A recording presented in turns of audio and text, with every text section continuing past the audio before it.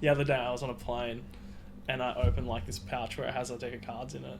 And I played my own game at 52 pickup, like in the middle of the aisle, just the cards just went everywhere. And it's when everyone's putting their bags up, I'm just like, Seems like the come up is real. That's about living it up in the hills. Working this job cause it's paying my bills. Made a foundation I'm looking to build. Need all my wishes fulfilled. Turn all my dreams to reality. No one just chasing the fantasy. Coming for everything. There you go. How do I pronounce your surname, brother? Karamalikis. Karamalikis. Yeah, you All actually nailed it first go. Karamalikis. Yeah. Well, a little bit of working on it today, but I you? couldn't. Yeah, I didn't know if I was getting it wrong the whole time, and I was like, How are you I've saying nailed it? Karamalikis. Okay. And I was like, I'm nailing it, and I could be nailing it wrong, or I could be nailing it right. So Spot on. I'm happy with that. So if no one knows who Jonathan Karamalikis is, Google. It's the easiest way in which to find anybody.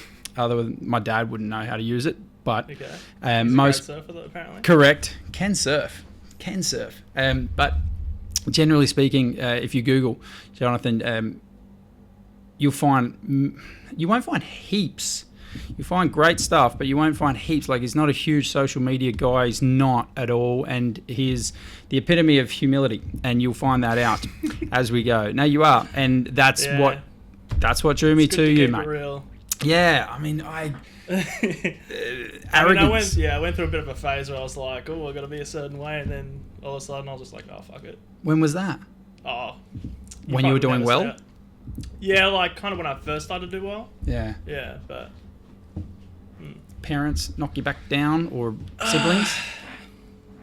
not really. That was just kind of like when I started to become sponsored by Full Tilt, it was like, now you're like a public figure, and I was just like, You got to hold yourself a certain way. I know, and I just wasn't used to that because That's I've not you. always just been used to just like kind of ruffling about and just being me, and Yeah. it just didn't fit into my groove at all. Yeah. Well, and some people might have thought that was a little, hashtag sick brag, being sponsored by Full Tilt. I did not know you were, like, honestly, and I don't like to do a hell of a lot of research. It was a pretty short stint. That's all right. Yeah. Who gives a shit? They went under pretty fast. Yeah, doing let's all not- the dodgy yeah. illegal stuff, and I was just Woo. like, Careful. I had nothing to do with it. Careful. I like to get the best result with the least amount of work. I'm one of Okay. those kind of guys. Yeah. I Just know kinda feel you're out what you can feel out. correct. So for me, a little bit of checking on, social medias for yourself and see what you're about. I know you through. I mean, you went to the same school as my wife, and we actually texted, and I was like, "Did you guys ever date?" And you're like, "Nah, man, it's all good." Surprised you asked me, not your wife first. Well, no, I thought I'd ask you first. And then get the answer from you first, and then no. I hit up the wife, and mate, I know my wife very, very well, and I trust my wife very, very, with my life. So for me, I thought I'd ask you first because she would have told me, something would have popped up. Yeah. And then I hit her up, and she was like, no, I know of Jonathan because of this and this, but I was too busy dancing. She was a dancer, yeah. so she's musical theatre and I all don't that. think I've seen her since school. Yeah, well, and you unfortunately can't see her tonight. She's putting the boys to bed. Oh, round 2. Unfortunately, Jonathan was late tonight, and by a good 45 minutes to an hour. But that's a thing. That's a poker player. Yeah. They are always late, except if there's overlay. Yes, then we'll be on time. Then you're dead on to time. be fair, I'm still late. Like, it's a day 2, and I'm just like, every time I'm like trying to get somewhere, I'm just like, okay, this is what time I need to leave, and everything's going to go perfectly. And things don't happen to go perfectly every day. Is it But I because still think they will. there's no discipline? Not on your not on your part, but as in you were late for me. It's not like I'm going to go, well, bad luck. Well, turn around. I'll see you later. So not As in there's no self-discipline. consequences. Pardon me, no consequence. Okay. I wasn't trying to be like, oh, there's no discipline, man. That's heavy. I don't actually really know the reason. I guess that is something, like, I don't have any... There is no consequences. There hasn't really been a clock for your most of your adult there life, is, right? like, you rock up late to a tourney and you lose chips, especially Blinds. on, like, day 2, 3, 4, 5. Like, Yes. that's a bad time. Yes. But Yeah, I don't know. I haven't really thought about it. It's a good question. Well, Actually, yeah. Yeah, I wasn't trying to be personal as in it's all discipline. For me, it was more so because I got 2 kids, the word discipline comes into my head very strongly. I have a 3-year-old who has the pedigree of an 18-year-old already, and he sometimes just needs to be brought into line, as in instructionally, verbally, nothing too physical, please don't worry about it, we're all good. Not like my dad. Jeepers, mate, my dad won the gold medal for discipline in my household, dude. That guy was so quick with the belt, it wasn't funny. Oh shit. Literally. I actually listened to a comedian last night. I was like, Carl Barron. Oh yeah. And he was talking about how his dad was like that. He's like, you do the old... Oh yeah, no mucking around. Like, we used to get the belt before we went out for dinner. Oh. And he's like, because I know you're going to mess up, so I'm going to do it now. I'm only joking, but Really well, that's the thing. He just knew we'd mess up, so he was like, line up now. May as well get it out of the way. Okay. But my dad was an amazing father, and I feel because of that discipline as well, that's instilled discipline in me.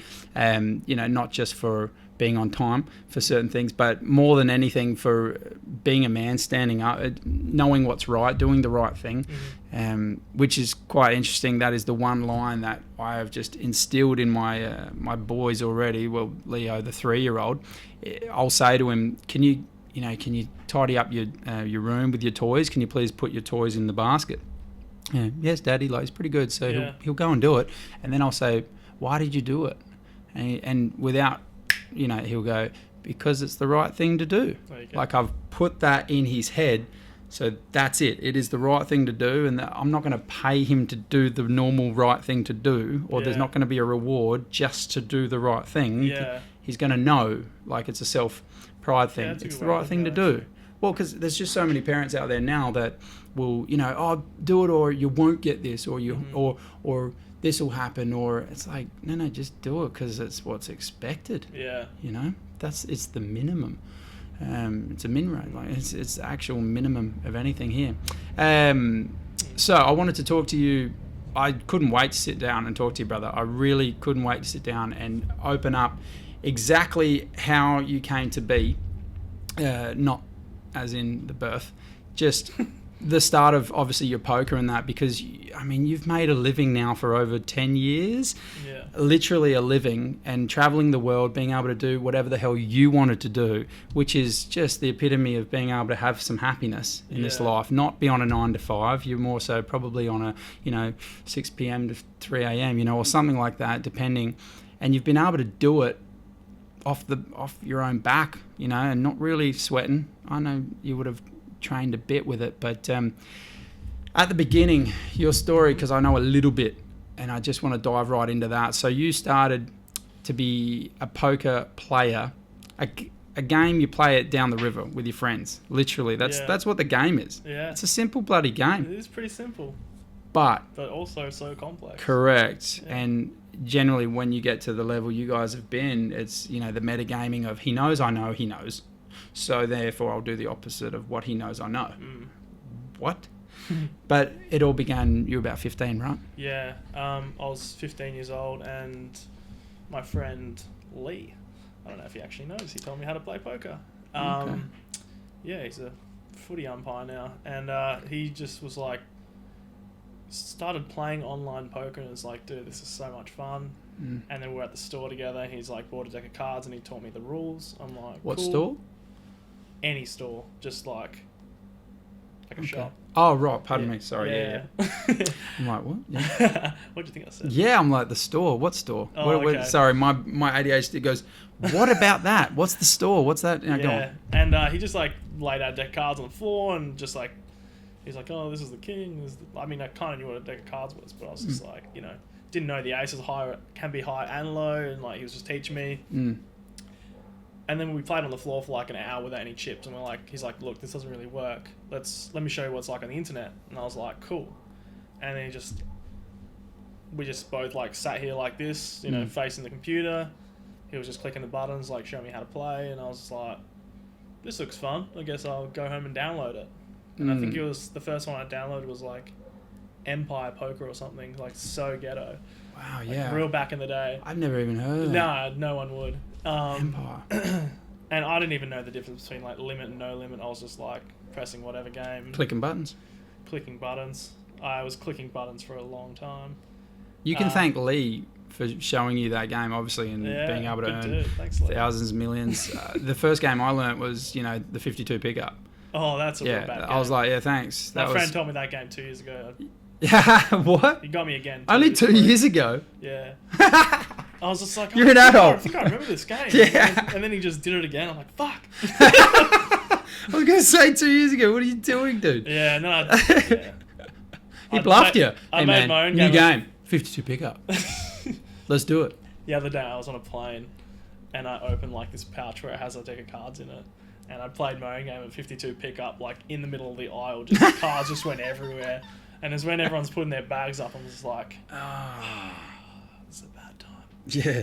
They're like, where's this child's parent? Like, Yeah. This guy's got one hell of a bid for a 7-year-old. Yeah. Where is his dad or mom? Like, know. that's classic. Where were you off to? Don't know. Oh, you're coming. Okay. I don't know. Yeah, you probably fly around a bit. Yeah. So you're 15. You've just started. You Yeah. just learned. You're doing it. Perspective in life is so key. And I told you when I first heard about you and heard a little bit about your story, and then finding out your rents were living somewhat lap of luxury. Somewhat, I was like, oh, rich kid. Right. So you obviously, had great bankroll to be able to just have a crack and and then got bink and then another. Oh, and obviously it takes a little bit of talent too. But I was like, yeah, unlike me, I had to work Pizza Haven Seaford, you know what I mean, just to earn and then that's not how it was. No. Tell me the story, man. You played Play Money. Yeah, I played Play Money for like, it was probably like a year and a half, maybe. And I was always I always had the mindset that gambling was bad. And, once I like deposit my own money, then I'm like a gambler. I didn't want to do that. Morals, man. Yeah, kids got principles. Stuck with them. Not like that anymore, but here we are. Moving on.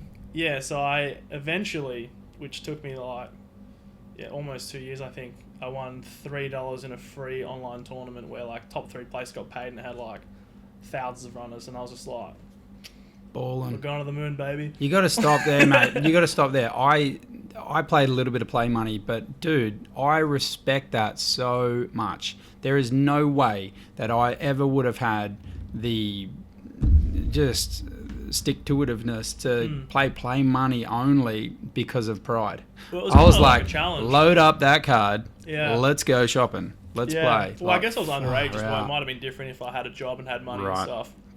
But I didn't, and like, yeah. You would have had older friends. Like, look, There would have been a way, but No I'd excuses. refused I'm to telling you, you're I'd too refused humble. to ever deposit. it's too humble, man. You would have had somebody. You would have had parent. You would have had somebody be able to do it. You stuck to it. Play Money. That is just remarkable. Yeah. But anyway, seriously, humble. Told you.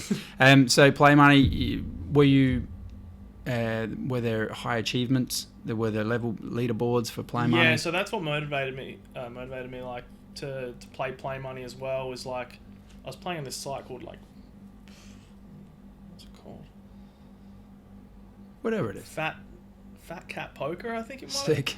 I can't remember, but it was like basically Wow. a site that Play had Money. like teams. Like you might have been in like a squad, like a Oh. clan, and they had like It sounds like Mean Girls or something. it had like leaderboards for like how you were doing and like how you're personally doing, and just like all these like ladders and stuff. And I was like, oh, I want to get to number 1.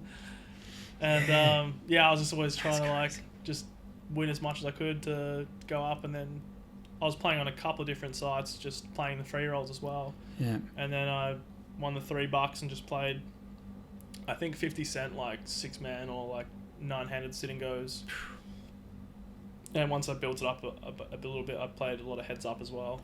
Yeah. Yeah, but I ended up like going fat hot streak like straight off the bat pretty much.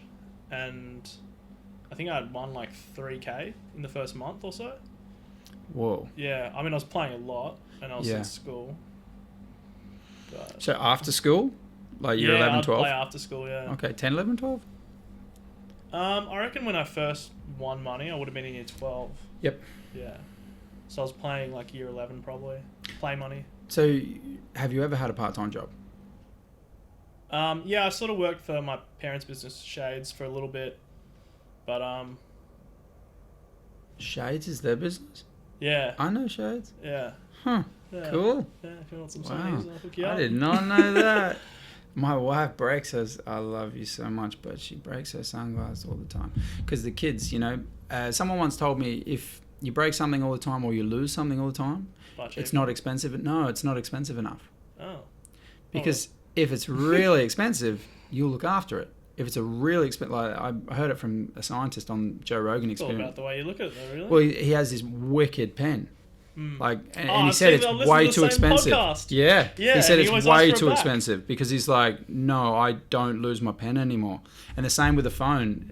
Joe was like, oh, you're a gangster. Like, you've got no cover. Guys throwing it around. Yeah, and he goes, Yeah. and he's like, yeah, I've because listened I'm not all going to those drop it. podcasts as well. Yeah, you've listened to it? All Well, about it. Joe Rogan is a heavily influencer on my life for this program. Yeah. Obviously. I'd watched him for so long and I thought to myself, I'm not a comedian, but I damn well like talking to people, and I feel like I can open up a forum for discussion and being real and truth and integrity and just to enjoy myself. And I've got a background in entertainment industry, so acting and different things. So for me it was a no-brainer. Once it clicked, I was watching so many times and I said, why can't I do this? Yeah, just with somewhat celebrities, somewhat like just everyday people. Everybody's got a story, man. Yeah. Like, I'm a nobody. Yeah, I got attacked by a shark twice. Do you know what I mean? Like, different things. I did that on a different podcast and let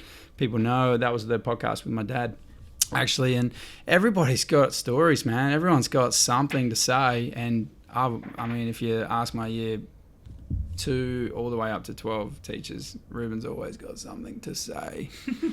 But now it's your turn, I guess, too. So, which is great.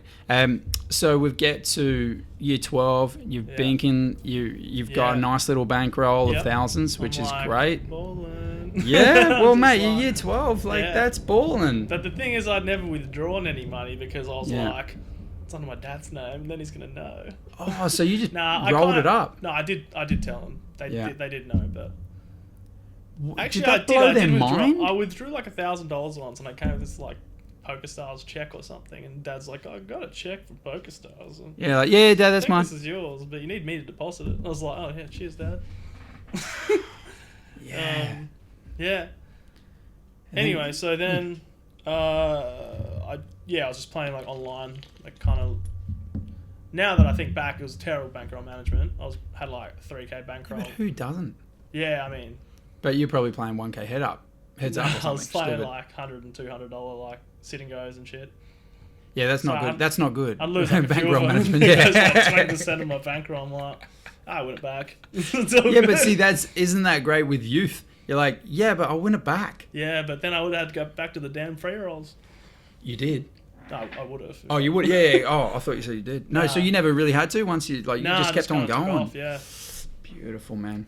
You were playing in, like, you're very good, but you were playing in an era where it was like people were starting to know about it, but no one knew how to play. Yeah. There was a definitely level changes, but they were the good old days. Now it kind of sucks. It doesn't suck, but like, it's like people are like, dedicating their lives to it.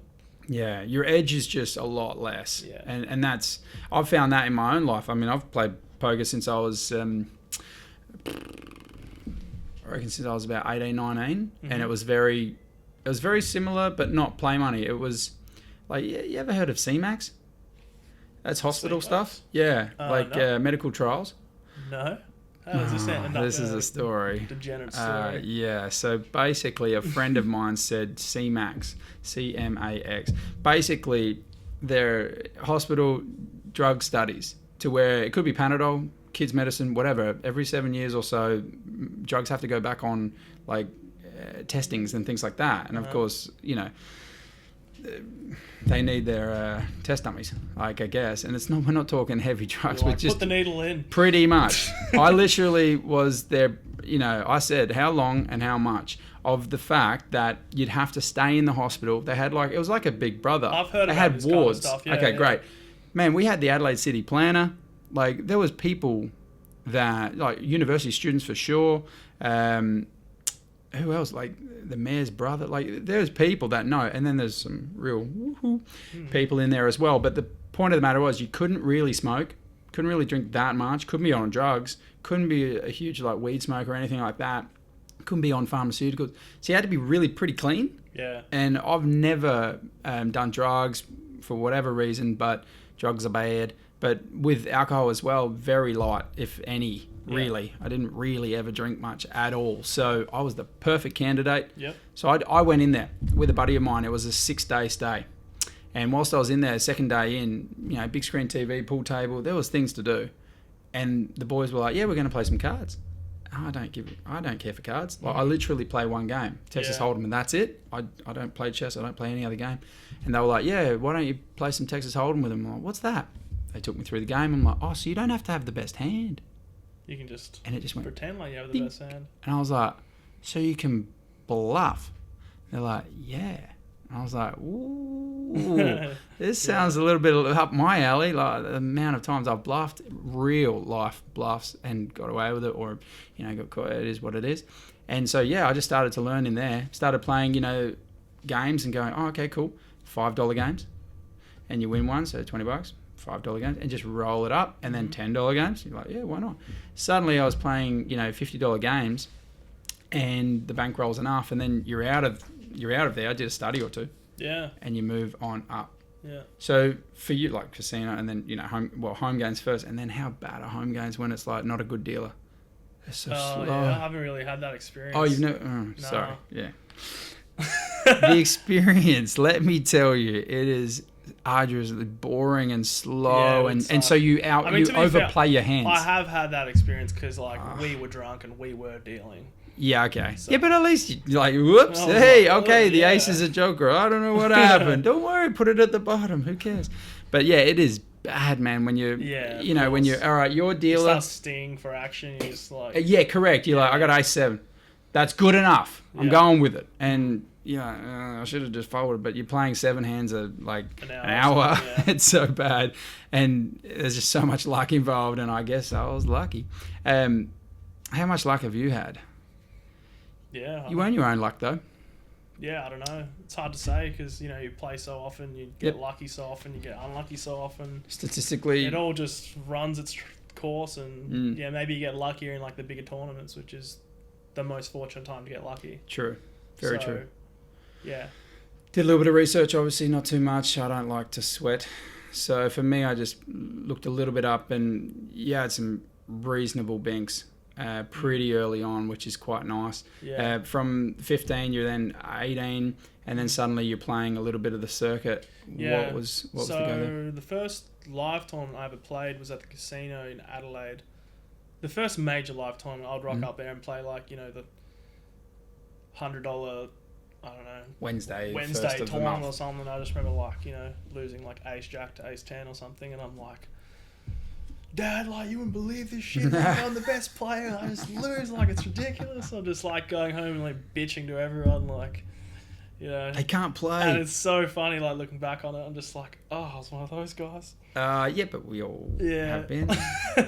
Anyway, and that went on for like, I don't know, I guess a few months or something, and then I finally played my first big tournament, which is like a 2 or 3K buy-in at Adelaide Casino. And I think I won a satellite to it. Ended up getting like a $500 ticket, and then something like that. Yeah. It was ages ago. I would have been 18. Yep. Just legal. Yeah. I think I got 4th for like 30K or something, and I was just like, "What up?" Yeah. Far out. Yeah, that's like, nice.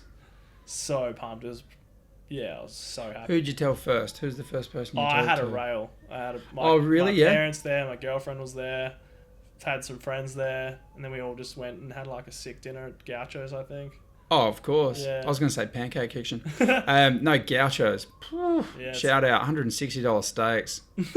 They're nice. They are Nothing good. wrong with them. They are awesome. I was raised Sosta's really good too. The what? Sosta. Yeah. Those two I'm like, which one do I go to?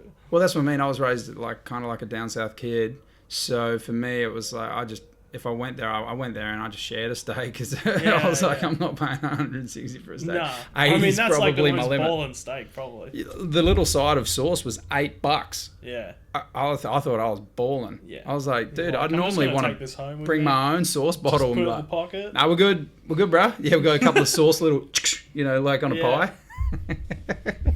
Oh, no. Well, that's what I mean. Gaucho's beautiful place. Shout out Gaucho's. They're nice. And so, yeah, it started to really kick from there. Obviously, you already had a self-confidence and self-belief that you knew what you were doing. Yeah, I'd been playing. I mean, without anyone actually seeing me or playing real money, really, I was like, I had logged like so many hours. So many hours. Yeah, see, and that's what I dig. That's what I dig about you, man, because you wouldn't know and you wouldn't say anything, and that's the point. You don't strike me as a learn by the book kind of guy. You strike me as a learn on the job. That's exactly right. Yeah, well, that's how I read. Poker works well. Sometimes I can read people, and in life and in sales and things like that. But yeah, you don't seem like I'll read the book and then I'll just have a crack and learn as I go and like kind of get in the ring. Well, it's funny because you say that. And spar. The other day, I never do any manual labour ever. High five. And I I'm just useless. Like, it's not a brag. It's not a brag at all. Like, someone else who changed the light bulb, I'm like, oh yeah, that's meant to be pretty easy. Yeah. Anyway, should be right. Anyway, so I bought a new bed. Yeah. And the bed, IKEA or something? No, it was from Focus On. Okay, cool. Yeah, Cool. sick bed. It's really nice. Big fan. I'll show you something in a minute. You should have went to Discount Lounge Centre. Yeah. Because someone's on the billboard out the front still for the last 11 years. I've got to show you that. Sick brag. Sick brag. Yeah, anyone who knows me in Adelaide knows. Like, quick story short. We'll go back to your bed, but that billboard's been up for like 11 years or whatever. They only paid me once. But anyway, and one night my dad comes driving home, whatever, he rings me and goes, someone's like graffitied like that billboard of yours. And I was like, really? Dick in my own mouth. I was like, are you serious? If you see the photo, you'll realize, oh no, because my head went, oh no, someone's drawn a dick on my head or something like that. And I'm like, what is going on? He's like, you should probably go and have a look. And that's all he said. So, I hop on my scooter and go and have a look. Yeah, I had a scooter before they were cool too. Scooters are awesome. Thank you. So I rock up and I swear it must have been one of my buddies. Yeah. Had to be one of my buddies. So the picture, you know what, I'll go straight there. Pictures tell 1,000 words, so I might as well just show you. But basically, where are we? It's here somewhere.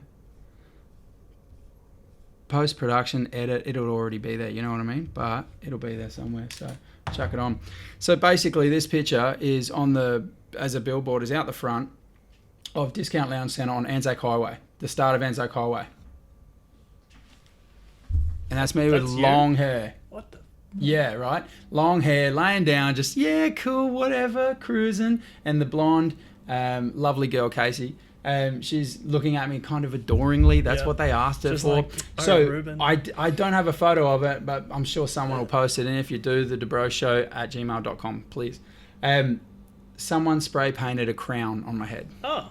And I was like, that's the best. That's the best graffiti I could have ever... I was expecting a lot worse. No, but a crown. Where is the crown? Yeah, well, it was there, right? Okay. That's not the picture of it. And that's what I'm saying. If someone ever... I think I took a picture of it. But anyway, yeah, so, I mean, yeah, because that was me back in the day. I had long hair. I did different things. But someone spray painted a crown on my head. Now, that's getting lucky. I've been getting lucky in my life at different times, but that could have gone a whole different route. On a different page, and I went, I'll leave it there. Yeah, well, I was like, dude, it's kind of like, I think I took a selfie with a Nokia 62. I don't know what it was, but it was one of those old with a snake probably, and I was like, or a flip. Yeah. But I got a snake, by the way. Yeah, snake's pretty good. It was underrated. It was underrated. Yeah, it was Snake a pretty 2 big game. So sick too. Yeah, I think I fell off the wagon at Snake 2. I was kind of over it. Yeah. But yeah, let's get back. So you got a bed. It's actually a pretty shit story, but pretty much I ended up spending like hours trying to. We're not comparing. It's all trying to figure this thing out. I'm like, never built anything ever, and then like ages in, I realised, there's instructions. Oh right, yeah. And I was just like, so you don't read instructions. You don't read the book. Surely I just should have known that there was going to be instructions. There's like fucking 50 nails, like screws. I'm just like, At the end, were there things left over? That's when you know. That's when you know your shit. When you've done something and there's still things left over. Well, you're like, what? It's together. Yeah. That's me. That's me. That's what my No, dad that's said. me. It's together. I'm pretty sure there was some left. These are on spares. purpose. They must be spares. That's what I thought. Why would there not be spares? You lose one, your whole bed's fucked. Like, it's ridiculous. There should be an extra screw, surely. Bankroll management. Keep some for later. Yeah. Like, there must be spares. I know. Yeah, How can there not be spare screws? I had this argument with my dad. He's like, no, there's not meant to be anything left over. I'm like, what do you mean? Like, what if you lose one? Just one. Look, your dad sounds like a sound guy. Meanwhile, let's just go back there for a second. Shades. Yeah. Is it franchise? Is it theirs? Well, what's the deal? Yeah, it's theirs. It's theirs. My mum and The whole dad. Shades. Yeah. Wow. Isn't there one at the Glenelg? Yep. Down the bay. Yeah, I mean, I lived and worked at the bay for years. I worked the whole strip, literally. Yeah. Pretty much everything. Whereabouts?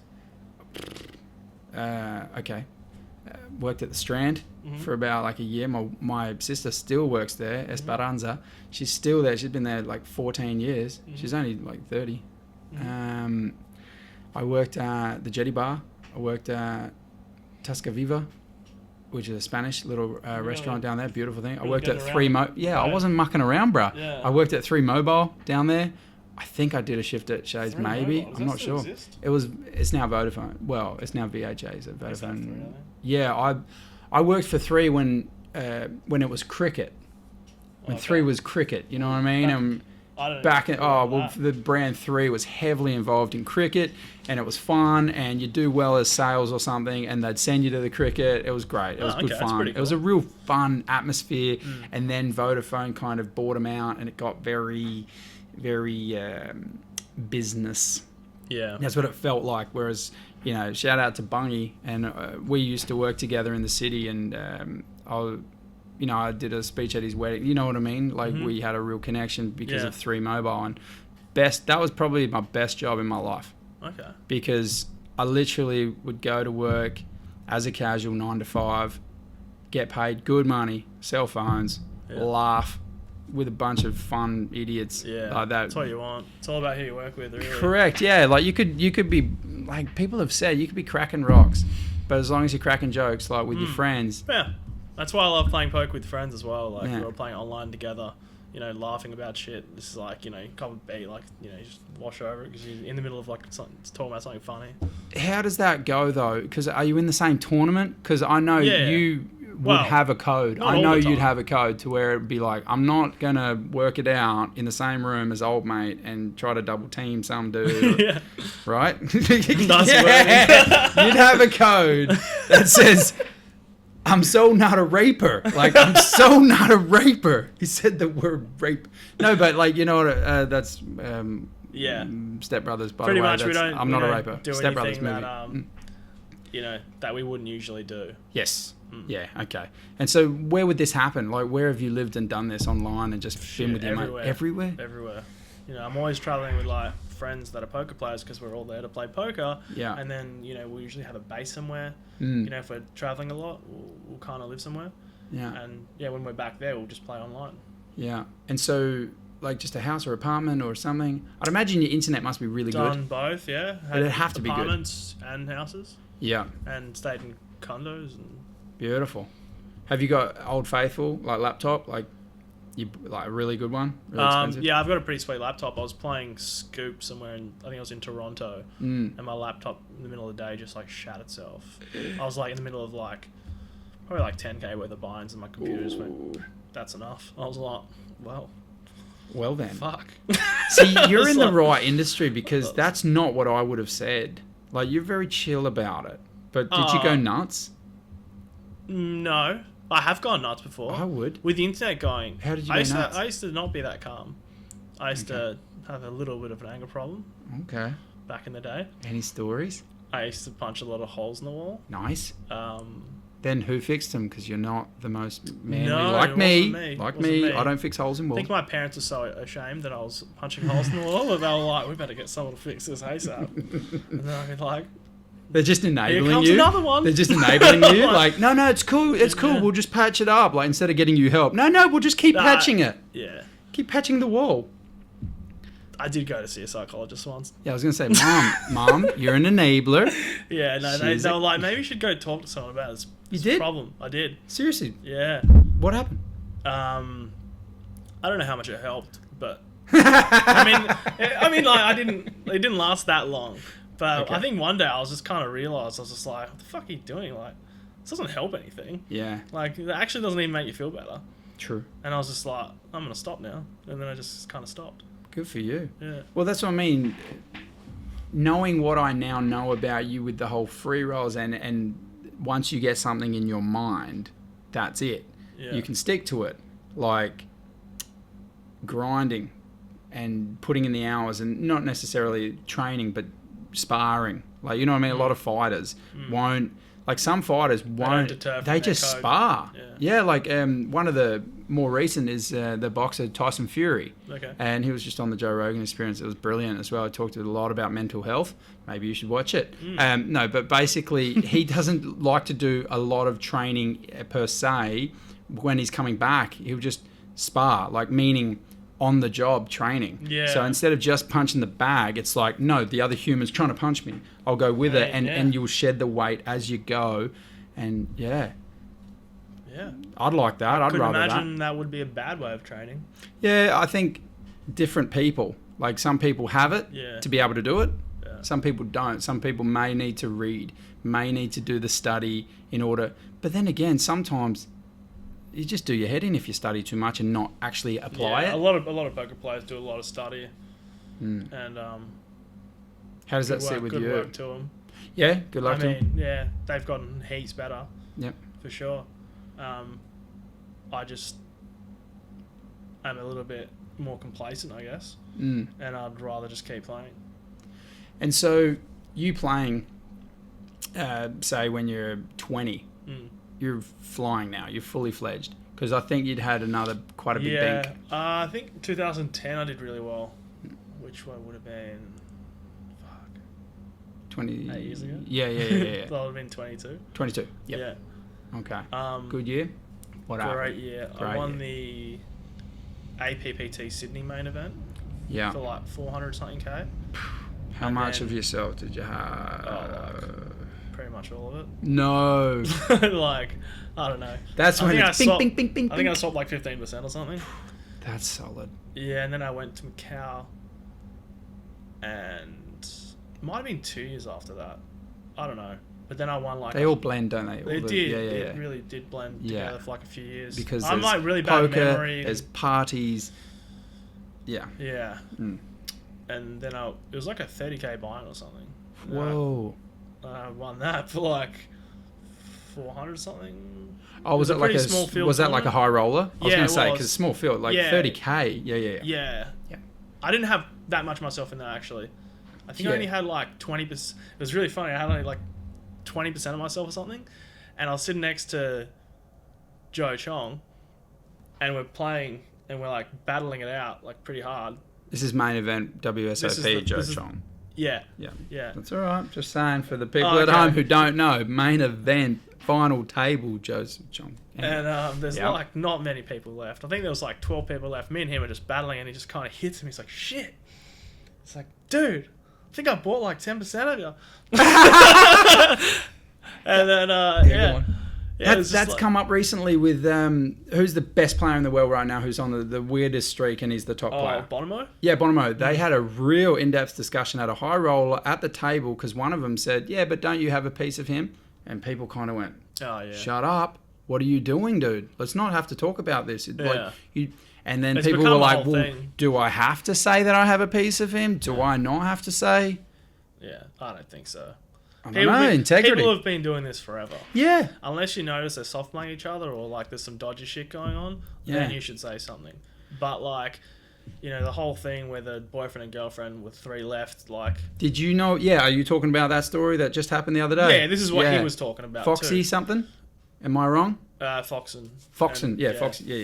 Yeah. Yeah. What's your thoughts on that? Well, yeah. So I'm It's boyfriend I'm girlfriend good too. friends with Kale, like who got 3rd. Yeah. And obviously, like they were soft playing, Mm. but also like obviously they have a piece of each other. So even if it's In the like, bedroom and at the felt. yeah. What are you going to do? Like, you check raise your misses with 7 deuce off, and then... Yeah, I know. Like, it's good luck. you're not financially incentivized to knock each other out. Correct. Either. Correct. And, you're dating, like, obviously you're going to soft play. So I think it's one of those spots where it's, like, completely unavoidable to, like, completely go your hardest for, like, against them as well. Yeah. Because, there's the whole meta thing where you're thinking, like, they might not be on the same page as me. Maybe they think, I'm going to take it easy, and then they're going to find out that I'm going hard, and then they're going to wonder why you didn't tell me, and then it just creates, like, a whole drama. Yeah. And who knows? I think, people probably a little too hard on them. In an event like that... But obviously I feel for Kale as well. Like, he was Definitely. in a bad situation.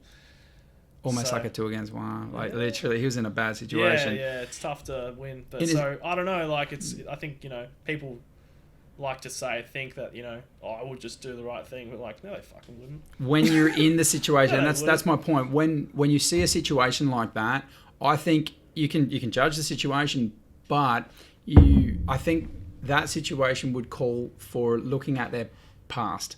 Are they a dodgy person? Yeah. Are they a lovely person? And then they're caught up in a situation where it's like, you got your, you know what I mean? And you know what? So, they tried to do a deal as well. So, yeah. They're kind of like, it was like a peace offering. Yeah. And Carl's like, let's play it out. Yeah. 2 against 1. He's a bit of mad dog. Yes. Yes. There's got to be a bit of mad dog in everybody. This guy sounds great. Kale. Mad dog. Good for you, brother. Yeah. I don't know him, but anyway, you do. So from there, yeah, you've done quite well overseas. Yeah.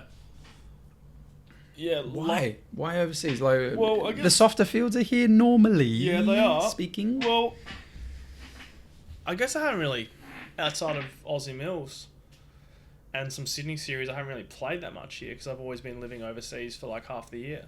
And so I'm always living overseas half the year to play live tourneys and play online. And when you come home, you want to playing relax. like way more tournaments overseas than I'm here. Yeah, so statistically. Especially in Vegas, you're like firing away like for like a whole month and a half or so. Bankroll management, you touched on it before. And you shit house, or you're all right now? I'm pretty good now. Yeah. I mean, self-perceived. Pretty good. Nice. Had a friend tell me, you shit house. mention like you're shooting for stars. I'm like, which tournament was that for? I was in I can't remember. I was just. Okay. I think I was like playing a 20k in Sydney. And he was just like, "Did you sell action?" I was like, "Nope." And he was just like, "Well." But is it on the behalf on him? Like, I wouldn't do it, so you shouldn't do it? No, it wasn't like that. I think I was just like, I'm trying to think how this conversation came about. It wasn't like he was like trying to tell me that, you shouldn't do that. No gamble, no future. Yeah, I feel like once I like get up to a certain bankroll, I just start like firing hard, and I think I was just saying that like once I've done that, I generally like don't like win again for a while. Right. Yeah, and he made some comment about it. I think he said like aim for the stars, and the longer you fall, the harder you fall. I don't know, I can't remember, but shoot for the moon, because if you miss, you land among stars. Yeah, that's a better one. Well, that rings a bell. Yeah. Like someone always. It was a lot darker than that. Oh, don't you love Friends though? Because they can. Yeah. But he sounds like a good friend though. Yeah. Like a little bit judgy, but maybe sometimes that's a good thing. No, it is for sure. And like, yeah, I've learned background management like that because like you go on a huge upswing, and you're like, well, if I just lose this much, then I'll just go back to where I was before. Yeah, for sure. And that wasn't that bad. So. Yeah. But obviously you want to keep going up, but you obviously can't do that in poker because you're going to lose most of the time if you're playing tournaments. That's what's so crazy. People don't understand that. Yeah, you're going to lose like 90, like 80% of the day. 80, probably. Yeah, a lot. Like that's if you're really good. Yeah. Otherwise, 95, 90, like. You're just constantly just getting binned, like just slapped around. That's why I like the game. It's just so depressing. If you know the game for life, maybe we'll get that shrink back in here. And we'll just lay these seats out and just talk about life. Oh, it's a nice environment. I mean, got the plants and stuff. It's very beachy vibes. Yeah, got the plants. The plants are not my suggestion. That was obviously the missus. That's the domestication. I like them. Yeah, well, You got the little candles going. that was me. Yeah. That's me. Nice. I'm a little sensual. That was me. We're not getting into anything weird here, but yeah, candle, and then men, just masculinity personified. But the reason why I have these gentlemen, and I have to bring it up, when Jonathan first rocked up, he said, "Is that Tupac? That looks like Tupac." I sorry, buddy. It I had to does throw you kinda under the look bus. That's Kelly Slater, dude. What are we put a do-rag talking on it, about? it's Tupac. And he's like, but he's black, man. I'm like, well, Kelly Slater is from California and he surfs all the time in the sun. He's got a great tan, obviously. Yeah. But how good is that art, man? Really good. Mike Sander Art. Check him out, guys, on Facebook. Like, seriously. And the reason why I have these men up there is because I was heavily influenced in life by men, my father, and you know, and footballers. 4 could only make the cut. Otherwise, I would have had Wayne Carey. I would have had Gary Ablett Sr. I would have had... Do you watch his new show, Wayne Carey's new show? No. Kidding? No, I don't watch a lot of TV. I watch a lot of YouTube. Yeah. Like Joe Rogan. I watch... Like, I've always loved documentaries, I guess, when you talk to someone and listen to this, you know? Yeah, and, okay. But yeah, Arnie, like Conor McGregor, obviously, the rise and fall of all these guys. There has been a rise and fall in all of these men. And that's the point of this show as well, that, hey, we're men, but we're not perfect by any stretch of the imagination. Yeah. By any stretch of the imagination. Like, all these men have done great and wonderful, amazing things in their life, but they've all failed. And that's what I'm saying. 95% of times you play a tournament, you're failing. For sure. Not you. You might be 80, 82, 87%, but a lot of poker. There is a lot of losing. I mean, pretty much everyone, like the highest professionals, you know, you're playing tournaments, you're going to fail. Like, The edge is just you're so going to like close. cash like 2% more. Like, Correct. it's whatever. Like, You got to get used to losing. oh, dude, you're always losing. Crazy. Always. I mean, and that's what I'm saying. Like, poker players, the way in which they dive into the game, if they put as much effort into the game as anything else in life, they would be successful in that. No joke. I would imagine, entrepreneurially speaking, there would be more success rate in putting their mind to something else, such as underwear or painting or, you know, stock market or economics. I guarantee you they would be successful, or more so successful, more often than just because of like cards. Like, they do say businesses, I think it's like 8 or 9 out of 10 do fail in the first year straight away, and so I guess that's pretty close to poker. But yeah, I think I don't know how true this is now, but like I think only like 10% of people would win in the long run playing poker, and then like out of that 10%, depressing. it's only like a couple percent could make a do living. it for a living. Yeah. Oh, try being an entertainer. Yeah. It's That's even 0.0001%. Yeah. Like, there's The Rock, and then there's like Matt Damon. There's lots of them. Like round. Yeah. Well, when you say lots, there's 20, 30. Like, for a living. No, but You mean like there's at a the top? lot. Yeah, at the top. Yeah, at the top. Yeah. A lot of others, they look like they're doing it for a living, and they might, but they're living in their parents' basement, or they're share housing it and not Bet you balling. like the show. They're not. Entourage. Oh yeah, of course. Come on Yeah, now. it's a sick Come on show. now. Ari Gold, dude. I love it. And drama. Drama. They're my two Drama. favorite characters, Drama and Ari Dude, we're bromancer.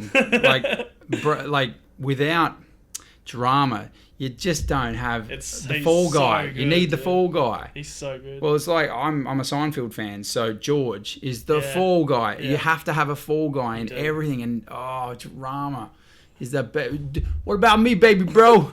What about me? There's Don't no forget me, shame. baby bro. Yeah. Oh man, Turtle, like, you know. Turtle's really good too. Because really, They're all awesome. the character about for Mark Wahlberg, Vince, he's not the main star of that show. No. It's all the other. Whose favourite character is Vince? Exactly. I don't know No one. anyone Yeah, says that. that's very No true. one's favourite character is E either. Which is odd, because in the real life scheme of things, my favourite would be Mark Wahlberg. So that's kind of interesting that they've twisted that and gone, yeah, he'll underplay that. That'll underplay that character. Yeah. Meanwhile, I have not seen that guy in anything else. Me Vince. neither. Nothing I else. saw him in a few things afterwards, but they were like kind of pairs. Yeah, well, drama, like, again, I don't know their real names, but he's got a full family of actors. There's like 4 of Drama? them. Yeah, like the Okay. actor that played drama. Oh, okay. He's got like three or four brothers. Yeah. Like and they're all sort of in the like. If I showed you a picture of his brothers, you go, "Oh, I know that guy. I've seen him and stuff." And so in real life, because he's very distinct looking. no, like I don't think they're twins, but there's one guy that one of the brothers that looks a bit like him, and you'd be like, "Oh, so in real life, he's kind of the drummer already." Yeah. Sorry to say, but He's like just he playing kind of himself. yeah. Well, it's funny you say that because a lot of actors are just playing themselves. Literally, they go in, they be themselves in the writing of the script of the character, and they go, "You're it. That's all I'm looking for." You know, there's only a certain few actors in the world, okay, maybe 10 or 20, maybe, and they're very good, like well paid generally, that can be that change it all up. And there's only one Daniel Day-Lewis. Do you know Daniel Day-Lewis? Yes. Sort of? Sort of. Sort of. Good. I'm glad you said sort of. 3 Oscars. And you only just sort of know it. Do you know what I'm saying? So he's not The Rock. I guarantee you know who The Rock is. I do know who The Rock Yeah, is. but do you know what I'm saying? He quit. Actually, Daniel Day-Lewis just quit. Movies of The Rock. Oh, really? Yeah, I don't think so. I just remember him as Fast The Rock. Furious. I haven't seen that one. Not the new one. Really? 4 No. or 5? I'm pretty sure he's been in 3. No, I think I just stopped after the third. Well, after Tokyo Drift, Oh, yeah, which okay. I still liked. Yeah, okay. I thought you meant because it was bad, but okay. Huh? You haven't seen a Rock movie? I don't think so.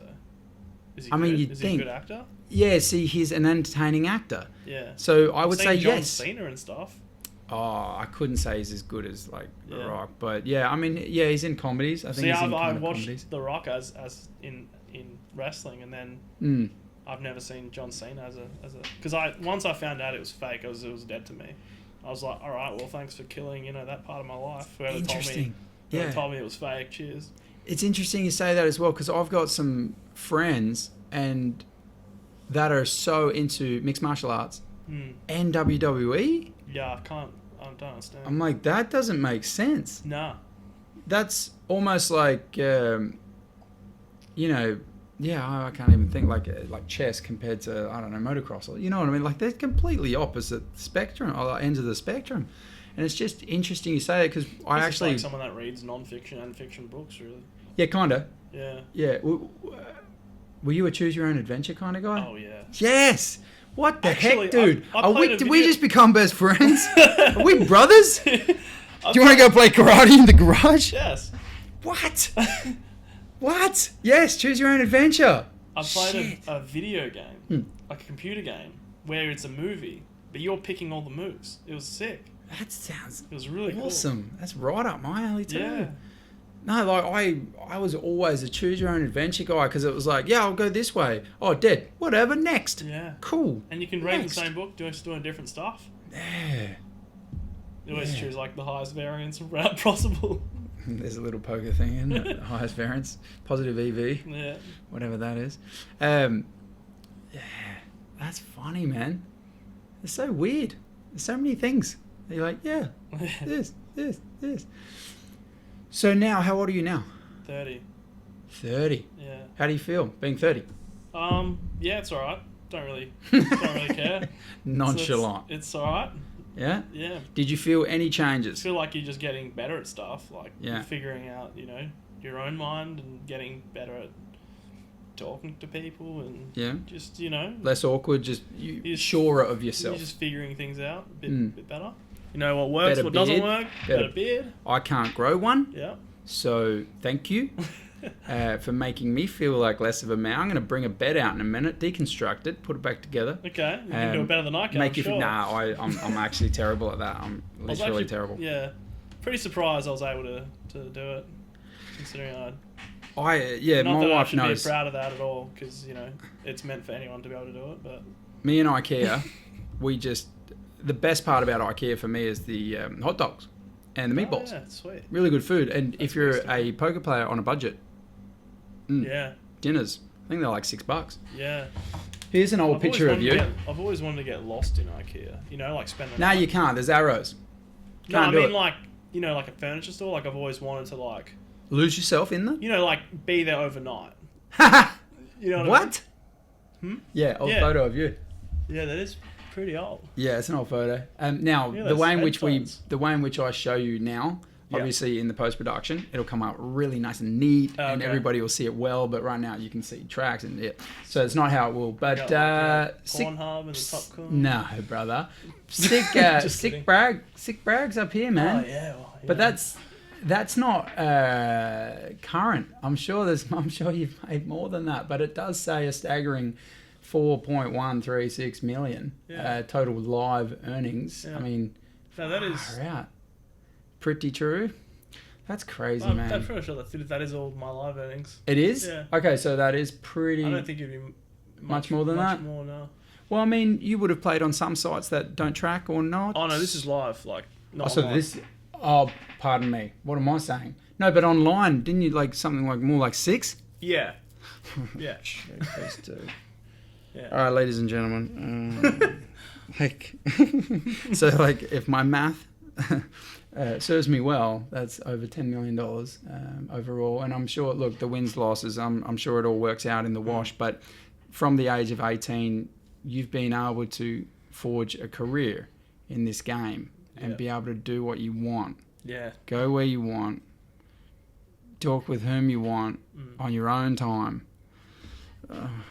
There's It's a a lot of jealousy fun. there. That's pretty cool. I do love it. Well, look, I love my life. I'm not saying, honey, I'm happy. I'm happy, honey. I've got my beautiful wife. I've got 2 kids. I work, 50, 60 hours a week. It is what it, but this is my little thing. And poker's always been that thing for me too. Yeah. A little bit of entrepreneurship. When I started playing poker, I was playing poker for a living. Mm-hmm. Not the same, but I was paying rent. I was going out. I was partying without the alcohol and drugs. So it was pretty cheap. I was a cheap Yeah, date. that I is was on cheap. water, but I was paying bills and such from poker and supplementing it with modeling and different things as well. But I had a little bit of experience like that and built my bankroll up to where I was never worried with money. Always played a bit out of my reach just to make it serious, just to make it real. Yeah. I always felt if I play too far within myself, I'm just loosey-goosey. Yeah, you kind of lose the drive to play well. And that slight nervousness, slight butterflies. Do you still get that? Sometimes I Yeah. kind of go through phases where it's kind of strange. Like I go through phases where I wouldn't say I get like nervous getting into a tournament, but I feel a bit like more amped up and a bit more like in the moment. And other times I'm just kind of like, bit Going through the motions. a bit lax, going through the motions. Yeah. So yeah, I don't always feel like I want to play or I want to be there.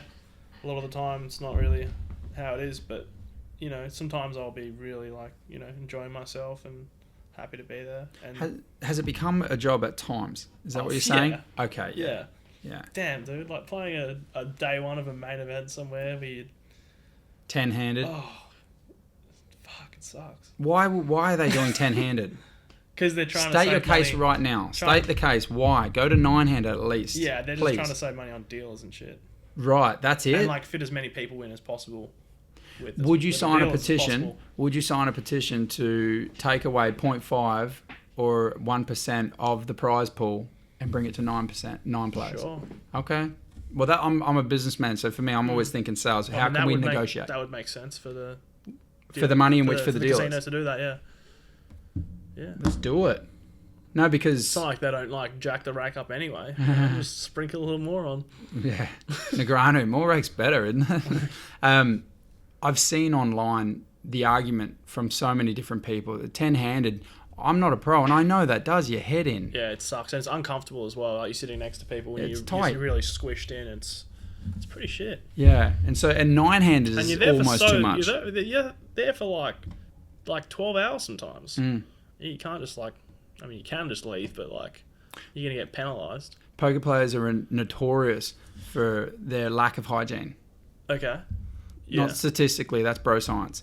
But that's like, Yeah. I've been at the table, and a lot of tables, smelly tables. Okay. And yeah, no, dealers are generally pretty nice, pretty good. But I've just found other poker players. I actually Have you haven't- not found that? Not really. There was Coming from Grizzly Adams. Yeah. All right, go on. There was one time where I was playing World Series of Europe in Caen. Can't. Caen is in France. Of course, pardon me. Yeah. And this guy isn't even that close to me. He was like the one seat, and I was like the third or fourth, and I was like, what the? That must be Nigel with the brie. bit on the pong. What is that movie again? Oh, wait, don't say. Yeah. 10 Things I Hate About You? Yes. That's a great movie. Sword fight. Man, every movie is like, bink, you like it too. Yeah, so he must have been a bit on the pong. Oh, he fucking ripped. Yeah. And tell us what you really think. yeah, I didn't know what to do because like it was like overpowering. It was like he shat himself, but in like a hygiene way. Yeah. He was just like yeah. stinking. Oof. And I had to tell like the tournament director, and the tournament director like did this thing where he kind of got up and was just like all professional, like walked behind the chair. He's like, and he's like looks at me, he's like, yeah, like you're right. Yeah. What can you do though? They made him shower. Excuse me. What? Yep.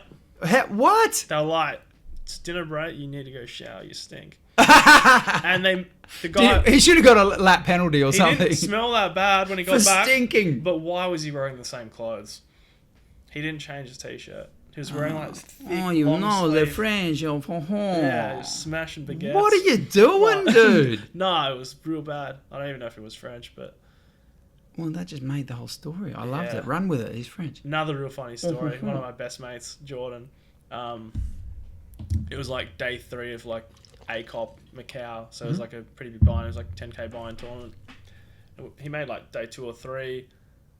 Anyway, they had the players' pie the night before, and he just got absolutely obliterated. That must be like what they said, negative EV. Like, well, what Yeah. players are going to that? All of us. Oh, okay, sorry. So if everybody's going to be shit faced, okay, Exactly. the playing field's even. It gives rec players a better chance. Yeah. I actually kind of like being hungover playing sometimes because you're not trying to force anything. You're just chilling. You're like, I can't do anything anyway. I may as well be sitting here. That's gold. Anyways, he just blacks out somewhere. No one hears from him, and we're like 2 or 3 hours into day 2 or 3, and we're just like, where the fuck is Jordan? Did he die? Like, like what? But happened? did you die? Yeah. Anyway, he like rolls into the poker room and he's just like hair's a mess and his like one eye's like completely bloodshot and he's wearing this shirt and there's blood and dirt everywhere. We're like, what the fuck? And he rolls in. We're just like, oh my god. And he's just reeks. Oh, yeah, of course. And so 2 or 3 hours later, they made him like take off his clothes and like wear like a Poker Stars jumper or something. I love this. The smell Nazis. Like, it's a real thing. They're actually making him do it. Yeah. I was joking, but that's great. That's he reeked amazing. a lot. So apparently he got drunk, lost himself in a casino, and then Oh, we've all done that. slept, like, went through like the security section of a casino and found himself in like a pit of dirt and locked himself in there by accident. I don't know exactly what happened, but he was in like this like weird staircase dirt area and Yeah, like, right. had to sleep and didn't get up. Wow. Yeah, That's hell of a one. rush. Yeah. And so he then arrives at the table and then just like check raises his first like opponent. That'd be nice. Just get straight back onto the horse. Oh man. Yeah, that I mean you'd have some stories, wouldn't you, like life on the circuit. And so would you classify yourself as a live grinder on the circuit, or just you pick and choose your battles? I think I pick and choose because I get burnt out once I like kind of stop enjoying playing. I'm not really like feeling it that much. Yeah. But the thing that's awesome is that you can play online or live. Right. Not anymore. Choose Australia. Yeah. It's coming back anyway pretty soon. Oh, really? Yeah, I've heard some real good things because What's the cost? apparently CrownBet got bought out by PokerStars. So that's a pretty natural progression. Natural progression. Hello, online poker again. Yeah, they're coming. Yeah, exactly. Well, there's money, like, not being funny, but it's you can close sports to bet my and all heart. that kind of shit. So why can't you play poker? Yeah, well, and this is the funny thing that I play poker, but I don't gamble. Yeah. You understand that. Mm-hmm. I don't bet on horses. I don't bet on track. I don't bet on dogs. I don't bet on this going there. I literally bet on me. Yeah. It's like life. Yeah. I bought a house. I bet on me. Yeah. So I will repay that every week, that mortgage. And the same goes for in games. I've only ever played poker because I feel like I'll win, and because I've consistently done okay. Yeah. Especially cash, not tournaments really. For me, it was more of a how much, how long, how much. It's kind of like that in life with everything. Yeah. Make the most in the littlest amount of time. Whereas for you, you're like, I enjoy this anyway. I'm going to get really good and just play, and I've got time. Yeah. Whereas for me, I don't have time. So even playing last night, with my mates, it was like I got 3 hours. And sorry, boys, but when if I do win and leave, the old hit and run. So it happens a little bit sometimes, I don't really but they understand know that concept. But well, yeah, I mean, a lot of people get offended if you win a bunch and then you leave. But it's your life. Like, who gives a shit? Yeah, true. And it's if kind they of want like, to leave, like, well, he had no heart, man. Like, he took my money and then he wouldn't give it back. Yeah. I don't understand. Yeah, well, they know me that I'm kind of Cinderella to where it's like, I got kids in the morning, for me, and that's not cool. Again, the most in the littlest amount of time, get home by midnight if I can, and wake up and got the kids and the wife and hang out on my day off, and because I'll play the night before my day off generally. I don't play before work. So don't know how we got onto this, but basically, how did we even get onto this? I don't even know how we got onto this, but short amount of time, and that's why tournaments for me wasn't it. But you need so a lot of time online, for 20s, yeah. so what would you classify yourself better as, online or live? Live. Okay. Yeah. But before it was online, surely, and you've made more money online. I would have profited more live. Okay. I would think. Okay. Why? I think I'm better at reading people. Yes. And like game flow kind of stuff. I think I'm better at that than the actual theory. If I was to balance it out. You're 3 hands before the break. You saw that guy's getting tired. He looks down. He's not that interested, so shove. He's not really going to call. Yeah, I get it. Whereas online, good luck.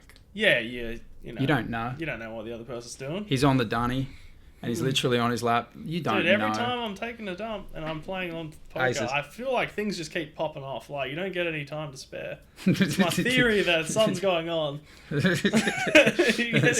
You're getting action on the shitter. Yeah. So you literally just set up a throne. Like, you just sit in the, cut a hole in your couch and just put a bucket. I spend there playing poker, I may as well. Yeah, right. That's an interesting. When's the last time you got a rush in regards to the game? A rush? Yeah, pretty much any time you go big deep feeling. in a live tournament. How long ago was that, do you think? This year? A couple of weeks ago. Oh, beautiful. Okay, tell us I about wouldn't that. say it was like a huge rush, but like... No, but a little bit. I mean, yeah, a little bit. You get excited. There's 2 tables left. You can see everyone that you have to beat. It's fun. Like, that's when poker is its funnest. Yeah. It's enjoyable. And that's why I play main event day ones and stuff, is to get to that situation where it's... Because there's nothing better than in poker when you're deep in a live tournament. That's the most exciting time. Yep. There's energy. There's atmosphere. But generally, whenever I'm in a situation where I'm playing for a lot, or it's at a pretty crucial moment, I'm generally relatively detached from the result until it happens. Of course. Yes. You're human. Until it happens. But before that, not really. So when does it start kicking in? Hopefully when, it's, the river's been placed and you realise you win, or are you feeling it a little bit at third, three-handed, four-handed, are you trying to not let it creep in? You're like, no, let's win first. Depends on... I don't really think that much about the result when I'm actually playing. Yeah. It's generally just, I'm pretty focused on what I'm doing, and just I'm kind of in the zone, this is what I should be doing, this is how I should be playing, what I should be thinking about. That's the difference between the good. I mean, the great, if I can say it, but and the good and the rest. To where it's oh man, it's four-handed. You can see some people, Whereas you're keep going. They're trying to get the next pay jump and stuff like that. Yeah. But they're not thinking 3-4 steps ahead. They're kind of just oh wow, I'm here. This is cool. Yeah, that's a huge edge. It is, because you can really punish people. Yeah. because you can TV see cameras are on you. You can see they've got a medium strength hand, and they're just thinking about right now. They're like, oh, it's a pretty good hand. Like, and that they're like somewhat happy with their hand, but when you like fire 3 into them and they're all in, they're just like, oh shit, I didn't expect that was going to happen. Yeah. But they've given off like tells. They're not, because they're acting differently. So you know how much it means to them being there. They're not just going to be chill. Like if they think they're about to get their entire stack in the middle. Little bit of the rounders moment, you know what I mean? Like you can read, obviously. You can read people quite well, and they have their own tells. A lot of it's paying attention to people, at all times, like when there's nothing for them to be nervous about, and then kind of noticing when things change is when you can kind of figure it out. Yeah, recently someone won quite a good score. Probably a buy-in of something for you, but down here a pretty good score, 25k, and they were saying that when was this in the main event? Yeah, something like that. I didn't want second place. Yeah, I didn't want to bring too many people into it, but no, all right, Joel Williams. Sorry, Joel. We chat about basketball all the time. Okay, cool. Yeah. Man, we're best friends. So I've heard some things that have been said about the winner. Good player, like he's played recreationally, but good player as well. I don't actually know who won, but just a fella. Yep. Just a good fella. I'd heard he played. I don't know if they would call him a rec player. Like probably just a recreational. Yeah. I'd imagine from what I've heard, but I've heard that specifically, and people will probably kill me now for saying it, and this guy will learn if he sees this ever. But this was going nuts every time he had the nuts. Yeah. Right? But people metagaming themselves thinking, oh, he's bluffing. I've done it. I've just gotten fisted like that so many times where like I see people heart going crazy. Yeah, and you're like, oh, they're bluffing. I'm like, they're he must be nervous. I mean, no, he's nervous because he's got the nuts. Why would he be nervous if he's got the best hand? So apparently people just kept on, and he's like, yeah, I got the nuts. I've lost so much money like that. Yeah. Because I'm just like, why would he be nervous if he had the nuts? Like, yeah, because, forgive me, correct me if I'm wrong, but I wouldn't be nervous if I had the nuts. Yeah. Is that what you mean? Yeah. Like, I'll be like, I'm in his position. I'm like, I can't lose. Why would I be nervous? Yeah, whereas he's like, I'm going to have the chip lead. I guess it's not nervous, it's just excitement. Excitement. Yeah, absolutely. I reckon that would have been happening to me on one of the first major hands I'd ever won at the casino, playing Limit Hold'em. I had no idea what I was doing. Bet. Probably like a $300 buy-in. It was pretty low. It wasn't big, but maybe even $250. I can't remember, but I remembered buying in Limit Hold'em, maybe 2-4, 8-16. Is that right? Yeah, I don't like. I played it because they just looked like sharks. You know what I mean? Yeah. At the no limit, I was like, oh, I don't want to lose it all in one hand. Yeah, I understand. I kind of went like at cash level, whereas 20s, I was like, let's play, bluffing. Yeah. But I was like, ooh. How much does Limit suck, by the way? Yes. Sorry, Daniel Negreanu. Some people love Limit. I'm not that guy. So pleb. Yeah, I'm so just. pleb. Yeah, I'm not that guy, but. Anywho, so I looked down at 6-9 of hearts, and so it's probably one of my favourite. Yeah, didn't for two, but so it's one of my favourite hands now. When people are like, "Nah, it's my hand, man. Yeah. I play it every time because of that one hand." And, well, it's kind of true. So 6-9 of hearts, and I'm sure it's gone 4-8, whatever I've called cool bananas. Very interesting, quick story about that as well. 5-7-8 of hearts comes down. Hello. So for anyone listening, 5, 6, 7, 8, 9. So I've got 5 in a row of the same suit. That's a straight flush, and not many things beat it. So for me, I've flopped a straight flush, and I thought, well, yeah, that's what happens in poker. You get a good hand, and you just roll with it. So I check, I'm sure, and someone bet, raise, cool, and I cap it, raise, cool. And then the next card comes like a deuce, of course, beautiful, club. Someone else has got ace-7 of hearts, ace-jack of hearts, or something like that, and the other guy's got king, 10 of hearts, or something like that. So, nut, and then nut of nuts, nut of nuts, right? And so I got nervous because they're raising me. Because I bet out. I'm like, yeah, I had to look back 40 times. And I swear they're like, this guy's bluffing or something, man. What does this guy do? If he knew he had a straight flush, Why is he checking it 40 times? So I was meta gaming them without realizing it. I just kept on going, 5, 6, 7, 8, 9.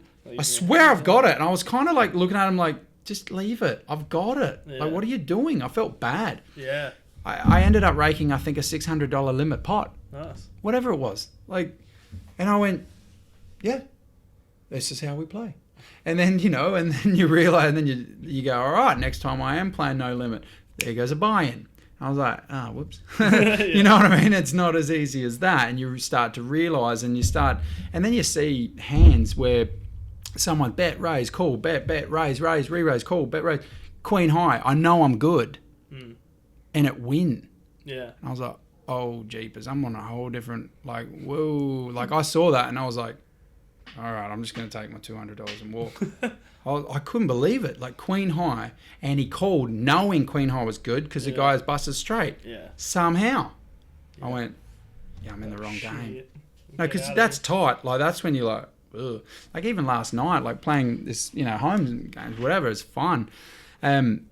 My table there was a rock. Like, everyone knew how to play. Like, your edge is just so small. Yeah. Ended up a winner, but like that. It's Whereas, you know, Baxter on the other table was just cleaning up. No worries, Shane. You know Shane? Shane Baxter, golfer. Good poker player too, but golfer. Shout out Shane.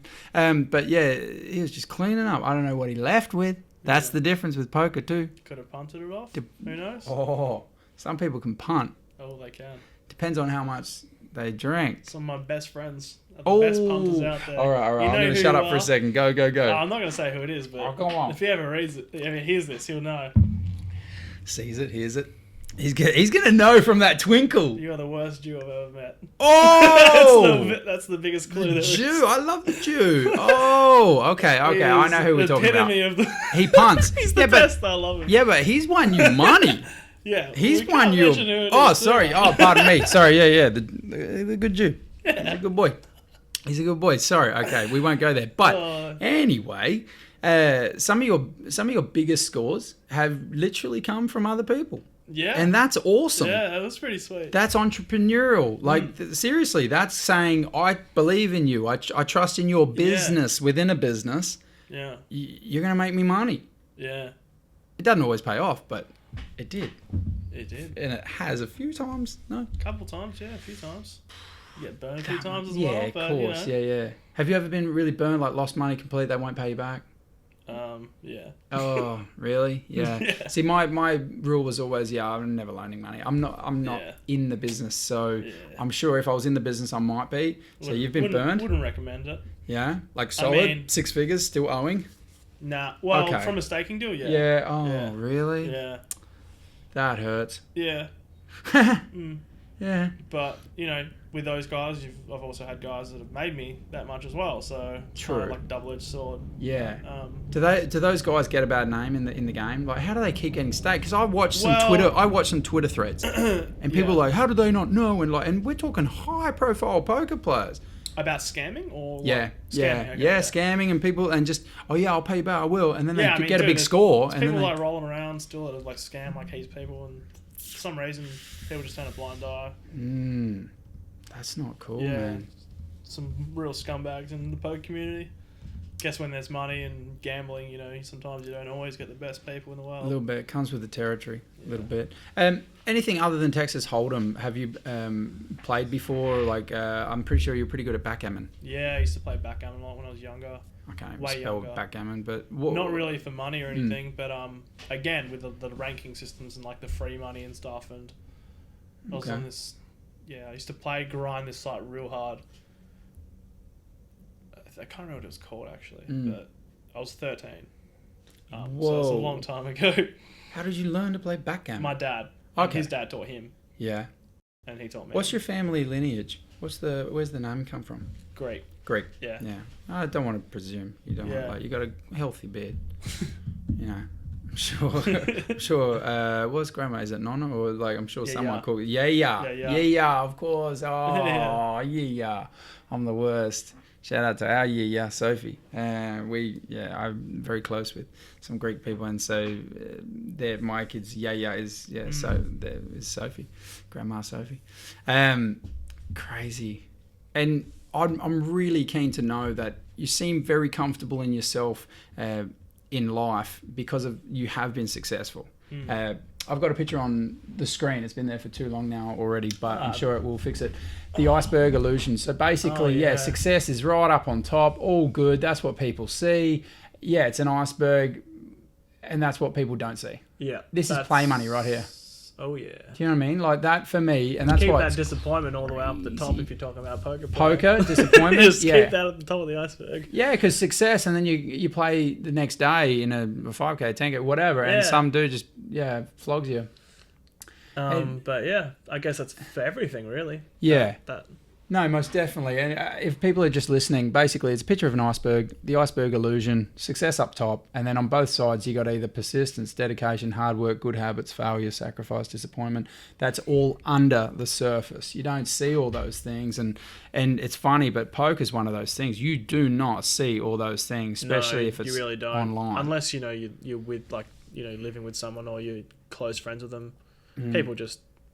One thing I've learned is people make a lot of assumptions about shit they don't know about. Like, just all the time, people are making assumptions about everything. And, I don't know, some people go really far with their assumptions, you know? Yeah. Sometimes people just see a 2-second snippet of someone and they think they've figured out their entire lives, but who knows how they came to that perception in the first place. Perspective. I mean, and I would be X in Y's position, so Y must be like me. You know what I mean? Or Y must be that guy.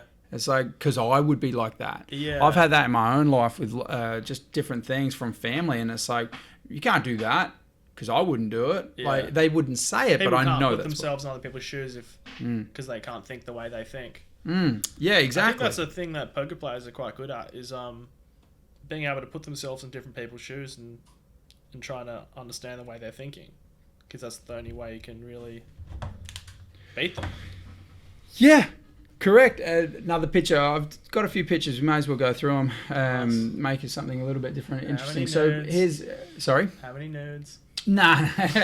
Yeah, I'll get a couple going. When someone tells you that you can't, don't believe it. It's a reflection of their limitations, not yours. Yeah. And that's exactly what we're talking about, to where people have told me because they can't see themselves doing it. Why would you do it? Or there's so many other people doing that or whatever, like especially this. People are like, what are you doing? Podcast must be popping Why off are you right doing now. it? Oh, they are boom. I've even considered doing one, like just cool. with, with me and my mate, NBA stuff, like just, going through the games the next day and like spitting out what we think the lines should be. Yeah. Until he was like, I don't want to do that. I was like, okay, well, all right.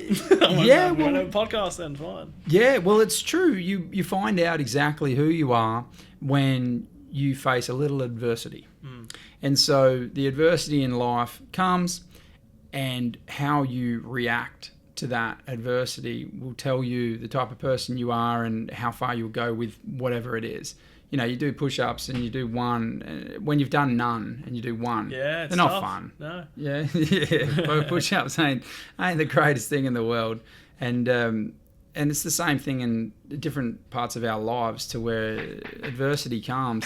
Like just this little show, just this little fun little show, the adversity, because, how many have you done now, by the way? 6, 5. Oh, sweet. Yeah. Recently? Yeah, all within the last 3-4 weeks. Sweet. Yeah. Why is that? Oh, I'm just curious. Yeah. You're not the first cab off the rank, brother. No, you told me I was the first. Oh, you tell them all they're the first. And that's, like, this show for me has been a lot about that, to where people, why would you do it? It's for me. Like, and this will be a little spiel for anybody watching, but I don't give a shit if you like it or not. If you don't, click somewhere else. That's cool. You like it, do you subscribe, and whatever you want to do, be a part of it. But for me, it's a little bit about just doing it for me. This is my own mental health. You get to keep these and always look back Absolutely. on them. That'd be awesome to have. The crux of it, what's the word? I'm not smart enough to use great words, but the start point, the launch point was really just to capture my dad. Okay. That was it. I told you, like, he's got over 7,000 to 8,000 Instagram followers because he grabs photos from surfing in between the 60s to now, and he'll post it and then have a little write up on it. Yeah. Because he was there, like, and he slept on that park bench. And his mate Billy Joe would go and get the milk for threepence, and and just tell the story, and people like love it. Yeah, that's awesome. awesome. Because it's nostalgia. It brings That's so people. unique too. Yeah, like I haven't seen anyone else doing that, and in 4 years he's gone from 4 followers to 8,000, something like that. I had him on the show, and quite literally the show was really about that. That's all I said. If no one else wants to come on, I just want to sit with my dad, get him talking about what he loves, his passion, and get him lit up about it so that his grandkids will have something to watch and go, Papa loves surfing. Yeah. He knows surfing, and he digs it, and he's got friends, and he knows this and that, and he was still switched on. Because eventually he's going to go, and come what may, when that happens, that's cool. We got 2 hours, 48 minutes. Yeah. And I'm sure we're going to have more. Yeah. Like, he was so cool. Like, I love my dad. He was the best to have on the show because he's just storyteller. Like, that dude has so many stories. Like, fruit doesn't fall far from the tree. Yeah, I was about to Obviously, say. I should shut up. 'Cause I want to know more about you, bro. I want to know more about what makes you tick. I mean, take us through just today. I know something's interesting today. What happened to you? Just what's the day in the life of a poker pro? That interesting. Oh, come on now. But Come on now. Did you play some events? really wasn't. Yeah. So I just got up pretty early. Can you talk about it? Otherwise, we'll skip it. Yeah, I mean... We can? No? I mean, it's not really the thing. It's funny. It's funny. Is it? Yes. Okay, so Jonathan's sister, we'll pop her stuff up there, but Lily, Yeah. she's a wicked singer. So she's a pop singer, I believe. Nah, not really. Oh, what is it? It's like... I'm sorry. What is it? She does like a few different things, but it's kind of like... I don't really know. I can't really So it's describe not like it. indie or pop? No? Nah, Like, it's... oh, well, you know what? People are going to go and have a look now. let's Yeah, look it if we... up. Yeah, just look her up. I don't Lily. want to say the wrong thing. Karamalikis. Just look her up. Yeah. What's a big song? Is it Words or something? She's got a few. Yeah? Yeah. Most recent I would have looked at. Most recent one. Either way, people have got to go and look at it. Anyway, Lily Karamalikis, look her up. She's also looked after by Liam I Quinn. feel so bad now I couldn't think of the song. No, but you're on the spot. Don't worry. Don't worry. It's all good. No. It's all good. We all suffer from that can we sometimes, cut man. If we, hopefully just not in between the sheets, on the spot, honey. I swear this is the first time this has ever happened. It's never happened. But so with Lily doing her thing, she invited a bunch of girls over this morning to the house. Yeah, they had like a This photo is shoot. very Entourage. They had a photo shoot, and like I just woke up and I was just like kind of just Morning just, like, glory. walking around. I'm just like In the big stack. I was here. It's like hello. Oh, don't you hate And I that was though? like, well, what the fuck's going on here? Yeah. And then I like hear outside and there's like 10 girls doing a photo shoot, and I was like, holy shit. Yeah, and you're just in your undies. I was just like, guess I'll start my day now. Yep. You're Yeah. up early. Yeah. Morning. Morning. Yeah, so a bunch of girls around your house having a photo shoot. And for what reason, doesn't really matter. And so you're up early, Standard which is day. not normal. You wouldn't 7 normally in the wake up morning. at 7. I actually have been waking up really early. Oh, okay, why? Well, the NBA starts at like 9:30, so like I'm ready to go. Priorities, people. Yeah. Priorities. So I just went for breakfast with Mum, which was cool. And Oh, then nice. Whereabouts you We go? went to 303. Don't know it. Where's that? It's Henley Beach Road. Henley. Yeah. Okay. No, not Beautiful. Henley Beach Road. It's Esplanade near Henley. Okay. Pretty much at Henley Beach. I found the photo. Sorry, just to jump in. Lily, Bad Thoughts. That's the one I listened to. Yeah. I swear I thought it was like She's a just poppy released kind another of one genre. that's not exactly under her title. Yep. Look at that. Check out my sister's awesome new song on Apple iTunes. Jonathan Karamalikis. You have a good heart. You're a good man. That's lovely. She's a very good looking young woman. Oh. How old is she? She is 24. 24. So, all right. So you're 30. So you're big bro. Yeah. You are big bro. Yeah. You look out for your sis? Yeah, I tried Yeah. to. Yeah. She's being looked after by Quinny, no? My mate Quinn. Liam Quinn. Oh, right, yeah. Yeah. Like as in with the... I was like, I haven't heard of this guy before. Oh, sorry, I was like, Liam. "It's Quinny." Liam has a girl. No, I know Liam. It's all good. Yeah, okay. I was thinking, yeah, this guy's looking after your sister, and you're like, I'm sorry, what? Okay, I see what kind of photos you've been finding of mine. Yes, because I was about to say, your team is the Raptors. No, Hornets. The Hornets? Hornets. Well, what's that? It is the Raptor from... But that's the only one you could draw. What's that? Oh, it's drawn? It's not tattooed? It was like a fake tattoo in Mexico. But I got another real tattoo on my ass in Mexico. Oh. So... What was his name? Enrique. Yeah, Eduardo. No, it's not even... Eduardo not even Mexican Caruccio. Oh, that's why did I crazy. immediately think of Enrique. What about this one? Where are you, Cabo? Yeah, it was the same trip actually. That's with a pretty tattoo. sick. Yeah, that was awesome. That's like seriously Entourage. What I love, this is what I love about you though, man. Your Instagram is so only there's like maybe It's real, 20 real minimal, but it's so it's a baller's minimal baller. As in you're a baller, but you don't brag that much. Like Yeah. it's just one shot over a 10-year period of like, I'm sure you were doing that a lot. Yeah. But one of those shots. And then it's like, oh yeah, we got front row tickets for the B-ball or whatever it was. Only one shot, where I swear you've probably done that more than once. Do you know what I mean? Like, and is that just because you're awesome. unorganized and you don't have a phone and you don't like to, or it's who you are?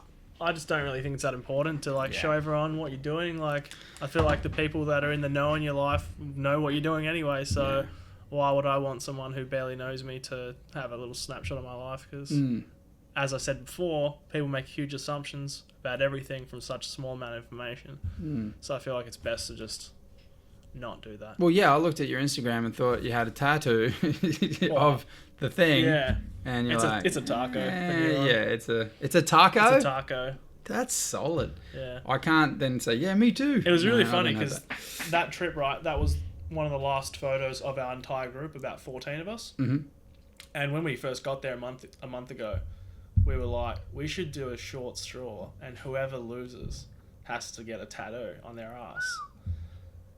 And pretty much no one was game. So like 2 or 3 people. I think my mate Gang was the only one that was like, yeah, alright. Anyway, so there was 14 of us, and then, 1 month went by, people left, a few of us stayed around, then there was 7. We went to a different place in Mexico. 1 month Rosarito. went by. Yeah. It's just, okay, go on. 3 months later. 3 4 months later, and I'm just there What? with one of my mates In Mexico. in Mexico with Specs, and we'll just like... Shout out, Specs. Remember that idea about the tattoo? Yeah. He was like, yeah. I was like, should we just do it anyway? And he was like, yeah. So it wasn't even the bet. Like, no one held you to No it. one lost a bet. We were just like, we should just do it anyway. And after a few months, and we got matching tattoos. Yeah, this is where you need a friend who is not in the game of poker. Where you can just ring him up at any time. Just go, I'm thinking about doing this. And then they can go, no. How about we just sleep on it? And you're like, I've already done it. No, I did Dale, that is not your toothbrush. It's a power drill. I'm almost finished. Yeah. That was a good idea because it's like a month goes by and I forget I have it, and then I just like kind of like see myself, in the mirror. In the mirror after a shower, I'm like, oh yeah. Well, it's just kind of funny. I don't have a funny tattoo. It's more so a shout out to my dad. And the irony is he hates tattoos. Okay. Right? But I have the surname DeBrow tattooed down my spine in Old English writing because I just liked the Old English writing for some reason.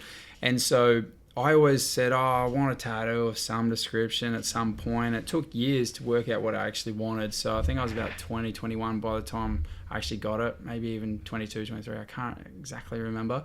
But I saw the Old English on David Beckham. And I was like, that's cool script. I like that. And then I was slowly but surely, well, what would I get? Like, it's got to mean something. It's not just, a taco.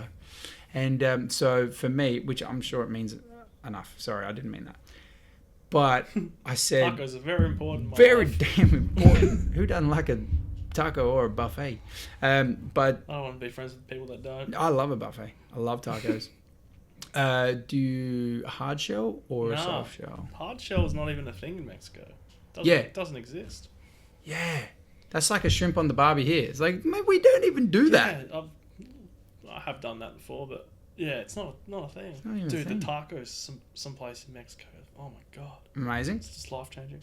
Oh, really? Yeah, it's so sick. I'm going to have to do that one day when the If kids you get ever older. go to San Diego, to anyone who's listening to this, please drive down to Rosarito and go to Tacos El Yaqui. Okay. It is just. Phenomenal. I've Something I've sprinkled? waited in line for an hour before. Oh, really? Yeah, Wow. for a taco. Just for one taco or two? I got two. Probably got two. Yeah, But come they're on real now. big Think though. about it. They're like not a standard taco. They're like Yeah. it's more like a Wow. half burrito, but it's so ridiculous. You have a love for tacos. That's unmatched. Yeah. Anywho, so I thought, what do I get tattooed, on me? And I was like, yeah, my father didn't know his father really at all. Mm-hmm. And so he was an amazing father to me without the advice and guidance. Experience, So I'm like, how's that? Like, and we've got Polish background, so it was Dabrowski. Mm-hmm. So when Dad was young, he was like, Australia, I'm Australian. I love Australia. No one can spell my name. I'm going to chop it. So he chops it to Dabrow. Starts his new tree, you know what I mean? A family tree, literally. Like, so for me, and my family split. Mum left when I was young, like 10, 11. And that's not normal. Like normally, and so Dad looked after 4 kids. Yeah. That's not normal. No. I had to leave Sydney for where it happened and look after 3 boys and a girl, and that's not easy. And so for me, my dad was the backbone of the family. Yeah. And so hence the Dabrow down the spine. If you're ever going to get a tattoo, don't do it down the spine. It is one of the worst places. Like that hurt. Yeah, like I can imagine. that was one of the worst things I'd ever done. And at that time, I didn't have the dad bod. I was in incredible shape. I was in very good shape and not a lot of fat on me. Consider this a dad bod? I'm dad bodding it. So Yeah. What are you talking about? Yeah, no. Well, and that's the thing. It's like, you go and play a 5K and I'm like, that's high roller. You're like, okay. Like, you know what I mean? Like, it's all relative. Mm-hmm. I've been at some heights. I've been a D grade, I guess, celebrity, especially in Adelaide. But with the whole modelling thing and all the rest, and I was in very, very good shape when I was like doing that, because all I did was run, eat good muesli, maybe work nights or play poker or whatever, and model, and do different things. So not a lot of fat on you. Never had a tattoo in my life. Yeah. And the script is like, it's quite large. Yeah. DAB, ROW. And I go in and they map it out. Have you got a big tattoo or anything like that? No, I just got one. The tattoo, so they wouldn't have even mapped that out. They just would have went, all right, sit still. All right, we're good. Pretty much. They map it out, so they basically somehow draw it with this weird ink on something, then go and place it nicely. Yeah. And then you look in the mirror, yeah, I guess. All right, that'll do. Like maybe. And it's not too high so that people always see it. It's low, so even with a singlet or a t-shirt, you don't see just a D for dickhead. Like on my back, like you don't see it at all. It starts D about here. So if I got my shirt off, like you'll see it, and that's fine with me. And they sit me down in a chair, and they're like, all right, so turn the chair around. So not like this. They turn the chair around, and so I'm leaning on the chair. Yeah. And it's cutting off the circulation of blood in my arms for sure. Something's going on, right? So they start doing the D, and halfway through the D, so we're talking like 7 minutes in, maybe 20 minutes in, not sure, I start to weirdly like nod off or something. And they're like, hey, what are you? And I get clammy, just sweat all over me, and my body's going into some kind of a shock. So I'm going, maybe this ain't for me. Yeah. Like maybe I'm not the tattoo guy. Like, what's going That was on? your first tattoo? Yeah. So, and that's why he said, bro, is this your first tattoo? I'm like, yeah. He's like, whoa. What are you, this is a big deal. It's not massive, but like, And he's like, what's going on? Hey? Like this long? Nope. Longer? We're talking like my back. Oh, right. Right? So DABRO, like it's, so, and so basically, I'm almost falling, like, I'm out of it. And he's like, whoa, wake up, man. I was almost slipping off. And they said, just get him a Coke or something. Like, I wasn't drinking a lot of sugar or anything, like in good shape. So I drank a Coke and I was like, are we halfway done or something? And he's like, no, dude, like we've only just We're halfway through the D. I was like, look, can you turn it into a fish or something? I don't know. Like, let's just change it. Like, I don't know. I don't think this is for me. Like, I was full just, I don't know. And they're like, and I looked at it. I went, I don't know. Just, all right, just do what you got to do. Coke. And I was like, so I didn't sit on the chair as like awkward as before. I just sat nicely. And yeah, man, it was the worst pain, like, especially right at the tailbone. Right at the bottom, it was like, zzz, like it would, and you'd feel it in the hamstring. You'd feel your leg go. Yeah. I was like, the whole experience. I'm getting clammy just thinking about it. I was like, this is real exciting for me. Yeah, because you're about to go get one. My mate said, you're not going to get a tattoo. If you get a tattoo, I'll get a tattoo of your face on my body. Whoa. So that's a bet. So it's already happened, and he's already lost the bet. So I just need to find the perfect picture of me. I'm thinking 20-year-old me, chubby, silly line beard, biggest, and an eyebrow piercing. Yes. And I think I'm just gonna put it straight on his thigh, like a real big. So one. you're allowed to. So you're allowed to put it wherever you wanted. Well, you didn't stipulate that. It was meant to be on his ass, but his girlfriend isn't letting him put it on his ass. Which I think the thigh's worse because everyone's gonna see my face. Correct. If he wears shorts. I'd be more worried about why she cares it's on his ass. What is she doing back there? Anyway, that's that's crazy. Modern woman. I said lovely woman. Yeah, I thought you said modern woman. I was like, whoa. I was like, hang on a second. You learn things on the internet these days. Yeah, Rusty Trump. Yeah, exactly. What's going on there? Calm down. So, okay, so nothing was stipulated though. So, but it's happening. It's happening. Oh yeah, I've just been actually quite lazy, which is weird because I really want this. Yeah. I just need to find the perfect photo. Dude, I was just getting clammy just thinking about it. And but anyway, you got a girlfriend or what's going on? Yeah. Oh, you do? Well, cool. Yeah. Not like I didn't think you did. Shit. Oh, you didn't? No. I just this photo popped up on my newsfeed and I was like, why not? Single? Nope. Got girlfriend? Nope. Engaged? Nope. Married? Nope. Too busy playing poker. It is a bit of a thing amongst poker players where you know they're not the most charming people usually. They're not exactly and arty har har. Yeah, pretty nerdy crew. Usually. Some people can be. Yeah. Like what your Holtz and that. He seems pretty nice though, the German fella. Nice dude, he seems lovely. Yeah. But he does seem from the outside a little bit like most people are pretty nerdy. And they're good with math. They're good with numbers. They're playing for millions, We're all pretty much just geeks that like to play games. Yeah. Pretty much. Did you get into any other games, like after 15 once poker, or was it just poker full steam ahead? Yeah, sort of. Like, I mean, I'll play any game, really. COD, blah, blah, blah. League of Legends. Yeah, played a fair bit of that. LOL. Wait, do they call it League? They call it League, but... Oh, they do call it LOL? Yeah. I thought they call it League. They call that too. Okay. Yeah. Yeah, I thought I was coining it. But me and, like, all my poker friends were always playing different games, like... Yeah. I was going to ask, because you said you were Polish. Yep. Is Polish poker a thing where, you all sit around and you have like 3 or 4 cards and then you basically announce what you think everybody has within the group? No idea. No idea. Polish poker, but I'll try to look it up. And what about that game called Bullshit game. or something? It's like, I got 3 sevens. And you lay it down and then someone's like, bullshit. Yeah, but is that just your hand or is that with everyone's hand? Anyone can call anyone's hand as they play it. Oh yeah, but are you saying you have 3 sevens or is it Yeah, 3 I'm sevens? saying I've got 3 sevens. Okay. When I place 3 cards down. Right. Which could be 3 sevens. Different game, yeah. Yeah. No. No. I've got. That's what I mean. Did you get that from the other movie? Matthew McConaughey. Yes. Yeah. Do you know that one too? Lose a guy in 10 days? Oh, yeah. I'm a bit of a wrong Far out. Me too, dude. I think I cried at least 3 times. When he gets off the motorbike, pulls off the helmet. Yeah, man crush. All right. It's kind of hilarious. He's cool. Actually, I saw a TV show with him, which isn't very new. It's Criminal... No, I know the one you're talking about. True Detective? Yes. Yeah. That's amazing. I watched the first but it's only 2 one episodes. season. I watched the first... I think it's 2. No, with him, there's only one, no? Oh, I'm not sure. I only watched 2 episodes on a flight, and I was like, holy shit, this show is awesome. Epic. And then I never watched it again. Okay. So I got to get back on. Jeez, man. Like, you like this. Like, you're so consistent with some things. And it's like, I love this show. Yeah, I'll get to it. I'm always like that with shows. It's crazy. I'll love a show, and then something will change in my life, and I'll go somewhere, and I'll never watch it again. Yeah, we'll I see. can go without it. That's cool.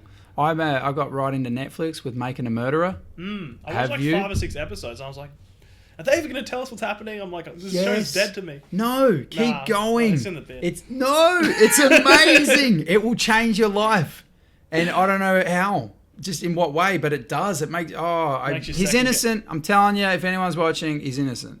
That's funny you say, because a lot of my other friends, nobody knows. Some people were like, he he's obviously innocent. did it. He's innocent. Oh, yeah. 100%. 100%. I put my house on it. Yeah. 100%. Like, I just again, it's probably biased from the Netflix special, obviously, on what it's doing, and they're portraying it from his point of view, but it's pretty damning from his point of view. Even because there's probably 7 or 8 different wow moments in it. If there was even one wow moment, I go, well, that's sus. There's 7. Yeah. So I don't know what other evidence they're holding back or anything like this, or no, he's definitely doing it because of this. There's 7 moments where I go, what are we doing? What are they doing? I'm telling you, man, it's sus. Like I'm right into it. I've watched it. Yeah. Like I've watched it through twice or 3 times, even though I already know. I'm like, watch it again. Wow. See if I'm right into it. Like No tacos, doubt. Making a Murderer. Like this is me and my boss always talk about it. Yeah. Yeah, Have we you seen the show I'm a Killer? yes, The newish one on Netflix? I Am a Killer. I'm pretty That's sure pretty I good. have. It's really interesting. I think one of the first episodes I watched, it was just like, you see this guy who's, all cracked down. He's like, seems really on edge, and his eyes are just, he's not really there, but he just seems so sinister all the time. And basically the show's about people going, people trying to get into death row because the living conditions are better. Yes, I have seen this. Yes. And it was insane. Like, seeing how different he was from before, when he wasn't on death row trying to get into death row, to when he was in death row. He was like calm, and he seemed like, his eyes seemed like kinder, and he just seemed so much more relaxed, and it was just... The way they filmed the show is like, really captures how people were feeling before and after. It was pretty wild. Yeah, it is, and I find those shows all just so damn interesting because it's real humans doing something, and like I always find it really quite arrogant at times where we're all like, I wouldn't kill anyone, or I wouldn't do anything like that.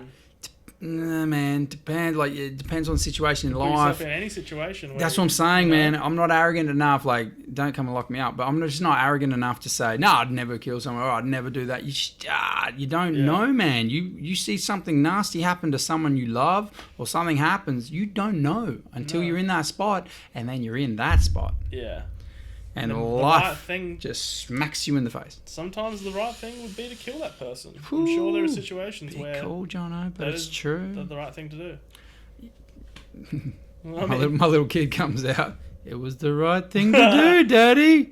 You're like, "I taught you well, son." I'm like, oh my goodness, what did I just begin? Yeah, no, I love my Netflix. Like, I don't watch much else of anything like Channel 97. Nah, I You can't should, be if bothered. you like Jim Carrey, you should, did you say Jim Carrey? Yes. Yeah. Is that who Matthew you like? McConaughey? I don't know. Did you say Wayne Carey? Wayne Carey, yeah, the footballer. Yeah, Wayne. Right, Wayne Carey. Oh, you're thinking of something else. I was thinking Jim Carrey, so I was like, Comedian. before I was like, And that's why you said something, and I'm Yeah. like, nope, never heard of it. Yeah, So like, Jim brush Carrey, that what is off. it? oh, I just thought you were a massive Jim Carrey fan. I You said am. Wayne Carey. He's gone a bit yeah. different. Well, he just like, does this new show called Kidding, and it's on Stan, and it's Okay. him as this game, like, it's just like a kid's show, and he's the main character, and his name is Mr. I've seen it on Pickles. buses. Yeah. It's pretty dark. It's pretty interesting. Yeah. It's not really very... Jim Carrey like. Yeah. They- Did you watch Black Mirror, by the way? It's my favourite show. No, Damn. I've heard about it. I have not touched it. Yeah. It took me a long time to get into Game of Thrones. It took me a long time too, but now I love it. Yes, correct. I watched. I think the hardest part is learning, like, who's mom and dad Nah, and shit. you just forget. I'm just like, it. what the They're hell? they're all having sex with everybody, and it's old school times, and there's Yeah. incest, and there's murder, and you just let it go. It's like, you need to know these things roll to with it. understand who's attacking who and shit, though. Choose your own adventure Yeah. at times. Yeah. But it took me 3 goes to get into Game of Thrones. I watched the first episode 3 times, the first 7 to 12 minutes me probably. too. I was like, I've done nah, that for a while, like, not interested. 3 years later, Dude. nah, not interested. A year later, I was like, huh. And then I went, 2nd episode, 3rd episode, second season. Like, I literally, in days, me and the wife, once the kids are down, it's like, well, I'm not going there. But, you know, after that time, it's then, let's watch what we want to watch. So then it's just Netflix or whatever. And it'd just be episode after episode after episode, binge watching. And we do it night after night after night. Yeah. And it's just, because why not? And especially, like, I once did an Entourage binge session. Oh, I do it all the time. I watched the whole series. Yeah. The whole series. What is it? Seven or eight series? 6. 6? Whatever it is. They start getting shit. Like, the last one sucks.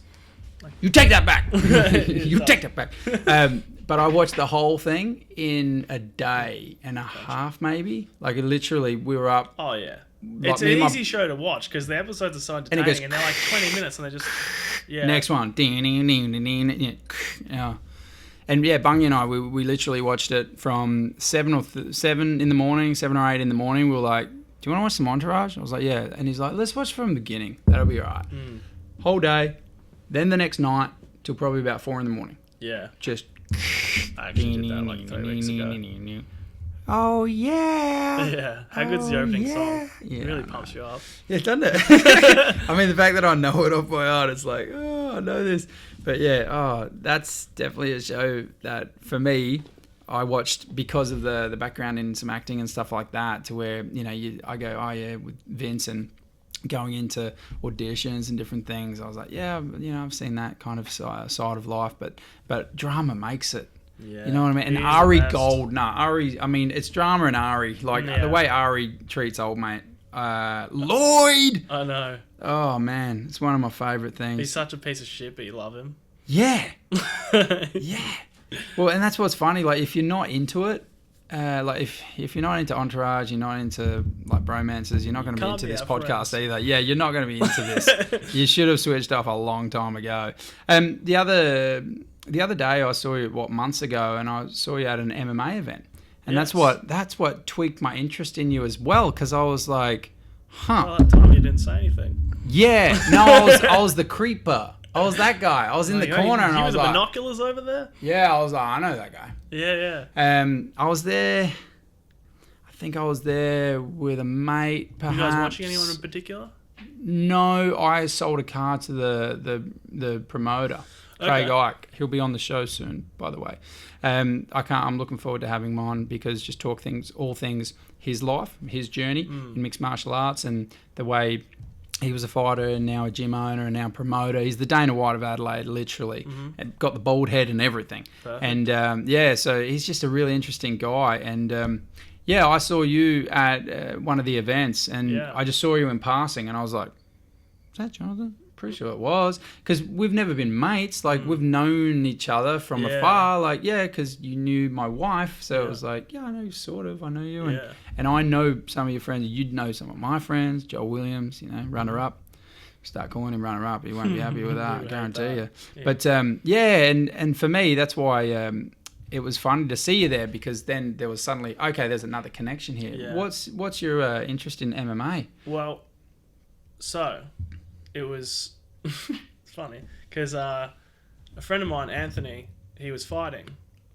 Anthony Pugliese? No, he's not a poker player.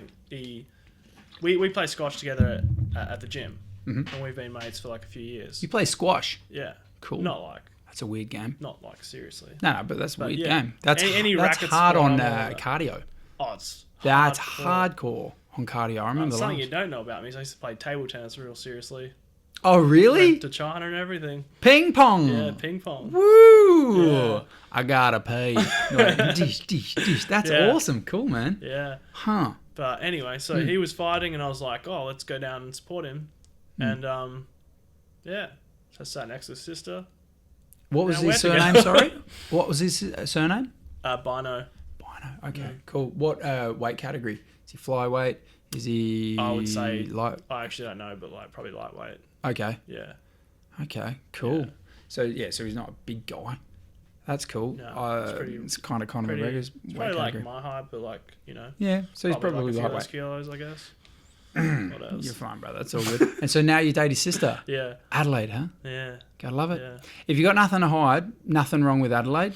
I find it endearing. Mm-hmm. You know, we should have just stuck with what we had, which was we were the laughing stock. We had the only one-way expressway in the world. Really? Yeah. So you know the expressway that went down south? Yeah. Yeah, there was one way. Really? And then at 12 o'clock, there'll be no traffic between this time and this time, and we'll switch it. I remember that. Yeah. Nowhere else in the world do they have a one-way expressway. That is pretty wild. It's actually. dumb as all heck. Like, it's just stupid. And I believe, I don't know the full reason, but again, bro science, but I'm pretty sure it was like Adelaide, like, well, we don't have the money for it. So don't go into a loan. We'll build what we can afford. Yeah. One way. And we'll turn it around and we'll let them come sometimes too. And we'll turn it around and we'll get all confused. And it's like, instead of taking a loan and then 15 years later. To visit a friend that lived there, and I was just like, why It's can I use this closed. sometimes and not other times? That's it. it. I didn't actually know until right now. Yep, one-way cheers for expressway. that. Yep. I mean, I would have paid a toll, 50 cents. No worries. Like, let's play. Let's go. Yeah. I don't, like, what? 2 ways, man. What are we doing? One-way streets. What? One-way expressway. It's just dumb. But 15 years later, now it's going to cost them double, if not triple, what they originally paid to then widen it. Yeah. To Probably make have it more 2 money ways. now, though, I guess. Oh, yeah, but all right, mum. Like, get a loan. You know what I mean? Like, who's the planner? Yeah. Who's not planning that out? No, we're gonna Yeah, they wanted to be. live within our means. We're gonna bake beans on toast. All right. Even though we know we'll pay it back in time and the interest won't be too bad. No, it's what we can afford. Now, it's like building a house and building only a lounge room Yeah. and just going, well, we'll get to it. We'll get to it. Slowly but surely, we'll get to it. Like, it defeats the whole purpose. But yeah, Adelaide, man. I love Adelaide though. In the same breath, I love Adelaide. I do, and that's why I've got the old choose SA little. I'm starting repping. to enjoy it more now that I'm getting older. Like, I call it Radelaide. Yeah, everyone does. Oh, whatever. I thought I coined it. Yeah, I said it to you in the text, and you're like, lol. Only people from Adelaide say it though. Yeah, it's Everyone's pretty like, bad. Adelaide's shit. Yeah. Well, it is. I don't mind it though. I like it being shit. I don't mind. No one come. Stay away. It's good. good. It's really bad. It's actually really bad. Don't come. It's not too overpopulated. We still have good shit. Correct. Yeah. That's not, like, people are like, Maybe where a do you few more party? Cool restaurants down the Make west your side. own party. Make your own adventure. Like, people are, oh, you can't party every night. Rah, rah. You can. You kind of can. Do it at your house. Like, just Yeah. be a little bit reasonable. Pretty sure Sugar's always open. Yeah, that's true. What about HPoo? H-Poo. That was always open. HQ. That was a Might place. still be. Yeah. I was only. I don't think I went there that often. But yeah, Adelaide for me. Yeah, well, that's what's funny. Everyone always like, because this is who I am. You know, I'm on nothing, but this is who I am. I'm very cool. People have always gone, you're on something, and so I'll have a Coke, and so they're like, oh, he's definitely on, bourbon and Coke or whatever. But no, just a Coke. Or like my drug was being out with people. I love to just talk and let's have really a extroverted. high five and then have a I mean, dance. being whatever. extroverted is a drug, really. Yeah, it's a little over degree. the top sometimes. Yeah, it's hard to switch it off. And that's what I mean. As a kid, you're bouncing off walls and everyone's like, here, take this pill, like to dumb you down. You know what I mean? To chill you out. Yeah. Whereas when you get older, you then start selling those pills to the kids that go, I want to be high on life. You know what I mean? And so the drug dealer's like, yeah, here you go. Full like Snuffleupagus. I've always found that play school bit. Do you like comedians? I've watched a few. Yeah. Yeah, Dave Chappelle.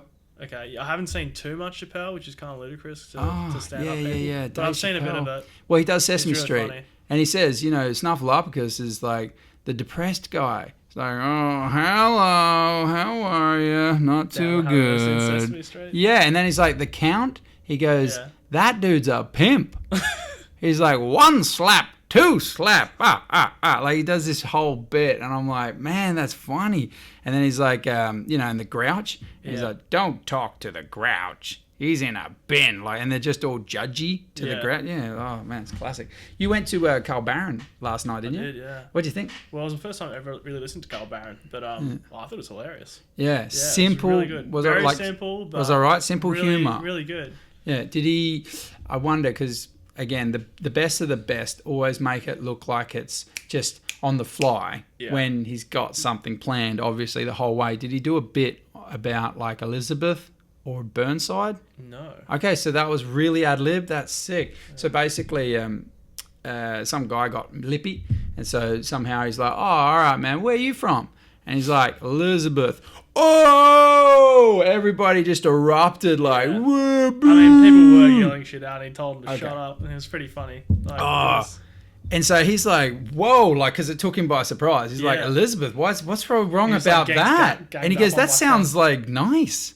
He goes, Elizabeth sounds really nice. What's wrong with that? And then someone, again, so he's like, someone was shouting out like, yeah, that's the place they kill people or something, right? And he goes, sorry, sir, what? That's the place they kill people. And everyone's like, yeah, laughing. Yeah. And he's like, well, where are you from, man? And he goes, Burnside. And everyone went, oh, like it was a full. And he went, and he got surprised again. He's like, what's with Burnside? Now that place sounds like shit. He goes, what's with it? And everyone's like, no, it's like high society. Yeah. And he went, what's up with that? He's from Adelaide, right? Who? Is he? Carl Barron. Yeah. He's from Australia. Yeah, I mean, he's from Adelaide. That dude is Australian. No, I'm pretty sure he's far north Queensland. Oh, okay. I'm pretty sure he's Queensland, and I'm pretty sure he was a brickies labourer. Mm. And he did roofing and like roof tiling and all that. And then and he was just a funny kind of guy. If you had to pick one comedian, who would you choose? For what? As in my favourite? Your personal favourite. Okay. Well, it depends on what you meant. Like sit down at a dinner or something. Favourite? Just listen to stand-up. Yeah, just to listen to their stand-up. Oh, right now it's Bill Burr. Me too. Oh, okay. High five. Finally. Yes. Oh, man. All right. We're going to call this episode Bromance. Bromancing and the Stones. You know what I mean? Bill Burr's my favourite by nuts. far, I think. He's hilarious. Oh, he's just too good. I know. Those voices he puts on. Like, yeah, and the ladies. Oh, and he says, the ladies just keep chirping. Have you heard that bit where he talks about going to brunch? And he's like, yeah, that's a great idea. Let's go pay $60 for some eggs. Wonderful, honey. Awesome. And then, they get down to the breakfast, and he goes, and then you got to hear the idle chatter, like the girls talking about, oh, what's in your eggs?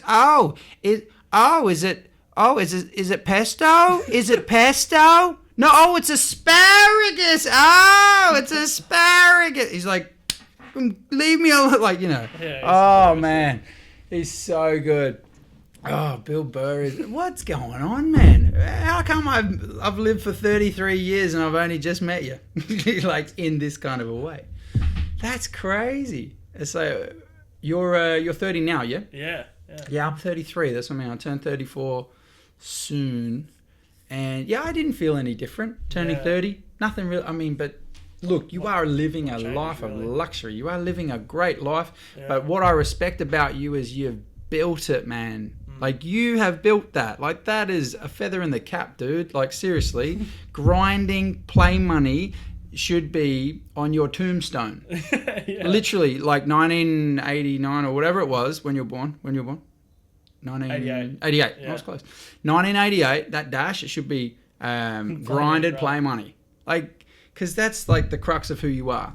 Honestly, that tells me a lot about you, which is if you're going to do it, doesn't matter what it is, you'll get it done if you want to do it. Yeah. And it's the same with True Detective. Yeah, I love it, but okay, next. If you really loved it, you'd watch it. You'd watch all the episodes and all the series. Yeah. Maybe I'm just kidding myself. Maybe I didn't love it. Well, now it's best to be honest. It's a pretty great show, though. It is best to be honest. I was at Aussie Millions, and I reckon I would have seen a few of your mates. Yeah. Tell me if I'm wrong. But this was a nice little snippet 4 or 5 years ago, I think it says. Yeah, so 4 years ago on Facebook. But basically, you got Brandon Shaq Harris, George Danza, Dahamel, Esfandiari. Is that Esfandiari? That guy? Oh, wait, yeah, sorry. I was looking at you thinking you're in... Yeah, you're like, who the hell is that? That doesn't look like you. That's me. What do you mean that doesn't look like me? I don't know. It's the same guy. I'm just on the other side. Yeah, I hadn't seen the last photo yet. They were hanging out with each other, and that's why you can notice the same picture. Yeah. They were hanging out with each other, and the best part about it is You know who that is? Is that Jeff? Jeff Gross, Yeah. yeah. The best is I knew who he was, and I only just knew who he was. Yeah. But he was lining up with me. Great guy. But he was lining up like as in I'm about to ask him, and I wasn't, like to have a selfie. And so I felt bad. So I was then like, you asked him for a selfie. So then I went, yeah, can we have a selfie, I guess? And he's like, yeah, sure. Like, he felt really bad about it because it was awkward. Yeah. Did he? But he's a lovely did guy. Did he realise that you didn't know and then you only asked? Nah, like, Maybe? I played it nice because Possibly? I'm not that guy. I went, yeah, of course, man, for sure. And He does the Twitches a lot Antonio now. at the time went, he doesn't know who you okay. are. Like, that was the big thing. He was like, he doesn't even know you. He knows me. He doesn't know you. Like, that's what's so cool about Antonio. That was cool. All right, so on my right was Josh DeHarmel. This is at the table. It was a really soft table. Yeah. Right? So I had Josh DeHarmel, and then across... John, by the way. What? John DeHarmel. Jonathan. What am I saying? Josh. Oh, no, Jonathan. Sorry, yeah, John DeHarmel. And then across from me is George Danza. Yeah, right. So he was going 1 and 2 for Player of the Year that year. Yeah. Between Brandon Shack Harris. So George Danza across from the table, Jonathan DeHarmel to my right, and I'm just going, yeah, I got the softest table in the world. Like, what would you think if you sat down with those boys? Yeah, I'll be alright. Oh, ladies and gentlemen, we're just going to wrap it up now. I've had worse tables. Oh, really? Damn it. He was arguably best player in the world, and you've had at better. mixed games. Oh, okay, right. No, we were playing No Limit The old Hold'em. Texas Hold'em. Texas Hold'em, the Cadillac of poker. We are talking there, the World Series of Poker main event champion. Yeah, he's probably a soft spot. Yeah, for sure. Well, for me, a fully The amount of times we're running to him recreational at player. airports is ridiculous. The amount of what? We seem to always land at the exact same time. You and Jonathan? Yeah. So you're like, Jonathan. Yeah. And both the guys with the signs are like, Jonathan. You're like, dude, that's clearly this is mine. clearly. Clearly, Poker Stars is here. Alright. Show for me. Who the fuck are you?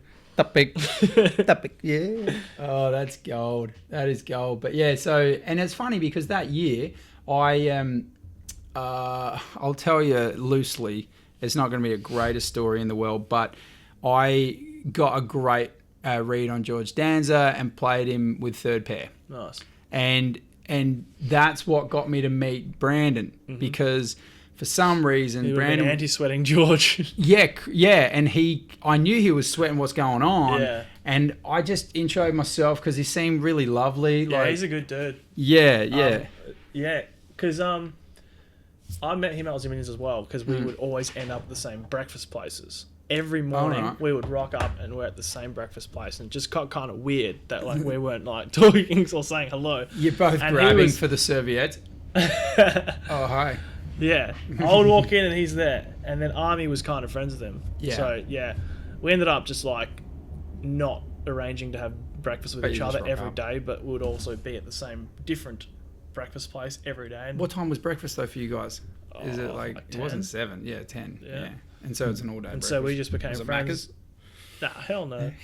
Oh, I'm They sorry. got some Bowler. sick- Hashtag no hash I'm browns. pretty sure it was like Dead Man Espresso like 70% of the time. Yeah, right. Some Saint Ali, throwing a bit of Chez Dre. What There's- are we talking? dude, there's so I don't many- speak Spanish. There's so many What good are you on breakfast about? places. Oh, are these breakfast places in Yeah, it's Melbourne? like right near Crown. Oh, yeah, I don't speak Spanish. And then just like I'm like, what are you talking about? So when I'm sitting with George Danza, so we're playing, and I'm in the big blind, and I've got like 5-7 suited diamonds, something like that, and so it comes down like, and he's raised, and I just call. And I'm thinking, for some reason, I'm feeling ace rag. I don't know why. Like just ace 4 or ace 3 or something like that. Comes down king 5 deuce. So then he would have like a gutter. Yeah. Right? So I'm thinking, I'll just obviously check. And he's on the button. So he'll bet. I just call. And then the turn comes and it's a 7, I think. And this time I bet out. And he calls. And then the river is another king. Okay, so sorry, what is it? King King 3 5. 5. And so Did you I turn thought to a he. No, I've only, sorry, not 7 then. I only got 1 pair. Pardon me. This Yeah. is the crux, and this is why. You know poker stories. I'm so sorry. I'm like, being this that story's not guy. checking out. I'm so sorry. At the end of the game, right? At the end of the game, we all had guns, and it went pew pew. Yeah. No, and he went, I love you, right? No, so at the end of it, I have a pair, right? 5 and a 7 kicker. So Right? it's like an 8 or something. Right? And yeah, so the river's like an 8 or a 9, right? And I still swear that I had like, and I know he's going to call me ace high. I just had this read. I had did this you bet on feeling. the river? So I bet, and I okay. bet quite large, like weird.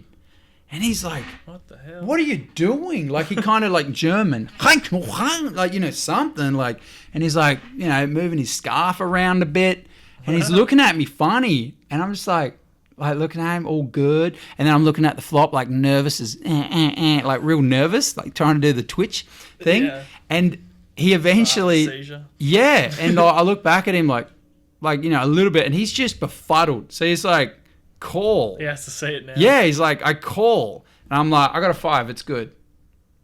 Like, I literally go, I got 5s, it's good. And because I just knew, and I was like, I wanted to stick it to him. I don't know why. I think because of the Brandon thing. I was like, I like Brandon. You're the enemy. Yeah. You're the enemy. I got a 5, and it's good. And he's like this. Yeah, it's good. Like, Okay. yeah, it's good. Like that. And everyone at the table going, what the fuck? Who's that guy? Like, this guy's got no idea.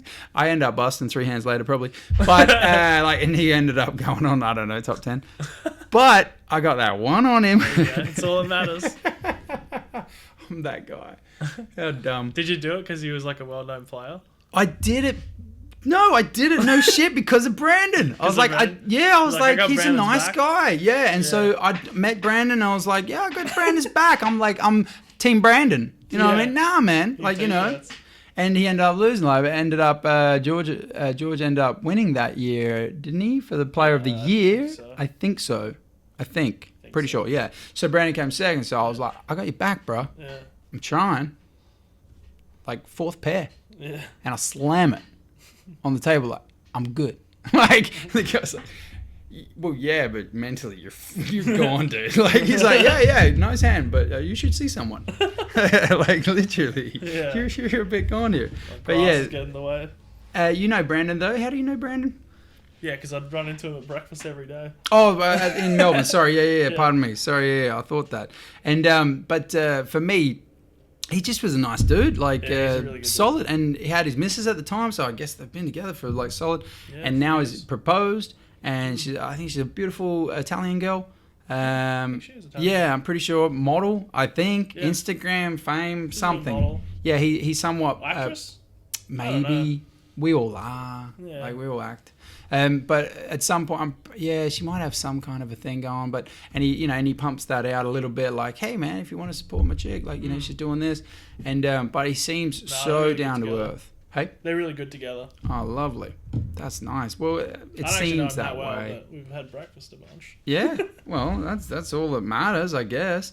And you've been all around the world. I only saw a couple of places. Speaking of breakfast, Santorini. Yeah. Family holiday there like 2 Oh, family? 3 years ago. Family Okay, holiday. so it was tame. No boys trips. Yeah, so it was tame. Yeah, it was pretty tame. Because I was thinking, that does not look like the boys rocked up for breakfast. No. Like, that looks way too. It is way too nice. That's like my mum and my sister organised the breakfast. Yeah, like look at the kiwi fruit or something. I don't know. Yeah. It's all beautifully set out. Yeah. Shout out to Mother Karamalikis. Very nice. They do all Is that correct? Karamalikis? Yeah. Beautiful. Yeah, look, she's even got her pillows set out. That's nice. Yeah. I've always wanted to see that, the white with the blue. Santorini is really nice, but you don't want to be there for very long. No? There's actually nothing to do. Oh, so it's, yeah? It is the most beautiful place ever. You're walking around and everything looks incredible. And then you're bored But like, once you've seen it. yeah, it's just kind of like just a picturesque place. Like, Yeah. and it's all very hilly. So like, you're always walking up hills and stuff, and you can't drive cars. It's just all about the scenic, which is Yeah. awesome. But I wouldn't be spending more than. Is like, it 2 party as well? Santorini's more party? Mykonos. Oh, The Mykonos. party's really popping Pardon off me. there. Yeah. But yeah, We, Sophie and I, honeymooned in Crete, Oh, yeah. which is across the pond, I guess, from Santorini and Mykonos, I guess. But because we heard that was more party, Crete is a lot more oldies and just chilling. That's what we wanted, though. Crete's really nice. We're both teetotalers. Like, she'll love a wine, she'll love a nice red, but we're teetotalers. So I was like, beautiful Crete, whatever. We went from, like, we were living in London at the time, so we got an all expenses trip, you know, and I put on 6 kilos. Sweet. Because How the long were you there for? crepes, dude. Oh, 6 kilos. We're only there for 7 days. Oh, what? Yeah, bro. How can you put on 6 kilos? You challenging me? I can put on 6 kilos, dude. Nutella and banana crepes. 6 kilos. Yeah. That's all I'm saying. You're smashing them every day. Yeah, because back All home day. in London, I was on tuna and egg, and I was working on my feet as a waiter all day, and then 7 days in Crete, and it's just, and the big lady, the big Cretan, she was like, "Oh, my boys, he's back, yeah, with the Crete, with the thing, and the Nutella," and I was like, "Yes," and so she was feeding me. Like, my wife was getting a little bit, you know, a little bit jealous. Like, I don't love the bigger ladies, and that's cool. Shout out to the bigger ladies, but my wife was getting a little bit jealous. So my wife was going, "Hey, ease up on the Nutella for my husband." All right? Husband. Yeah. We're a little bit attached, you know? But it was the wrong season, and that's why we, like, and so we got super cheap. Like, we're talking probably $1,000 Aussie, maybe even less, for the both of us. Return, 5-star, like, it was a 6-star. 6-star. What? 7 days in this, like, almost like a 2-bedroom villa, but it wasn't. It was shouldn't be that cheap. massive. Yeah. That's what I mean. Like, it was super cheap. I'm talking, like, flights were like 200 and something each, and you know what I mean? And then the stay was built into the price, and that's ridiculous. so it had to be, maybe I'm, you know, exaggerating, but it was close. It was really, because we didn't have a lot of money. Yeah. It was really close to $1,000, I'm sure. It was very cheap, maybe $1,400, $1,300. It was very, very, very cheap. And we had a ball, and that sounds she awesome. married one man and honeymooned and went home with another. Like, I had an you're the extra. pregnant one. Yeah, all right, go easy. But no, literally, I went back with diabetes, probably, like, as well as everything else. But oh man, it was nice. But Crete, it was a nice place. It was decent. Yeah. Where else in the world would you live other than Adelaide? If you can pick your family up and go, Yeah, it's a good question. boom. Oh. Anything that comes to mind. There's no math test here. See, I like places for different reasons. Yeah. So I've really enjoyed Budapest. Wow. Okay. Yeah, I was living there for like 5-6 months with a friend. Is that near Morocco? Nah, I'm that's so bad. Hungary. Oh man, I'm the worst. Is it anywhere near it? No. Yes. I still hate you. All right, go on. I don't think Pardon I'd want to me. live there for long term, but it was an awesome time, like, in my life. I Yeah. had so much fun. Budapest. Victoria in Canada, like the small island near BC, Vancouver. Victoria, yep. Yeah, Mhm. that place is sweet. So is Vancouver. Mhm. San Diego's pretty awesome. Santiago. I feel like I A know where whale's this is going. vagina. Yeah. Nope, that's not what it means. Yeah, go on. Queenstown, New Zealand's pretty sweet, but you wouldn't want to spend like too long there because it's so small. Yeah. Yeah. That's a few places. That I is was a only few expecting places. 1 or 2. That's awesome. Yeah. I got a mate who. Oh, Melbourne's. Melbourne's good too. I love You really love Melbourne. Yeah. Yeah. Well, I mean, wouldn't you need to have somewhat of a poker scene for you, or are you just thinking whatever? If you could just pick up and go, who cares? It's online. If I'm not if I can just travel, then Yeah. not really. Yeah. Yeah. What do you? Did you say? You might have said it before. What do you prefer to play, live or online? Well, It depends. it Yeah. depends. There's Yeah. nothing better than being in a live tournament when Yeah. you're deep, but you only get deep so often. And True. when you have to spend like, day one and like early blind levels playing live, 10-handed. I actually loathe it. Like, Yeah. I fucking hate it. But do most poker pros hate it too? I'm probably not as much as me. You just detest it? Like, I'd rather be sitting at home playing my early blind levels, like chilling, like in my house, like On the toilet? doing, yeah, just watching stuff. That's gold. So yeah, they both have their like pros and cons. But Yeah, if I of had to course. do one for the rest of my life, I guess I'll choose online. Really? But life's so much easier as well. So if it's from a purely money making perspective, It's easier as in the talent pool? like the players, Okay, so live Lives. is easier? way easier. Wow. Yeah. And the Okay. buy-ins are way bigger. But then you can only play one at a time. Yeah, So online you can play like 10 at a time. that's But true. it's tougher and the buy-ins are smaller. So, That's true. Now, you're not much of a cash player. No. Not like you really. can't, but you just don't do it, right? You're not that I've been much. doing it a little bit lately, but just online, just because it's banned in Australia. Yep. Yeah. And so, where do you play it online? Just like on the Chinese apps. Oh, okay. Yeah. Oh, wow. We can do that? Yeah. Oh, Yeah. I didn't know we could do that. Yeah. Well, not really allowed to. But We don't do that. no. It's all good, yeah.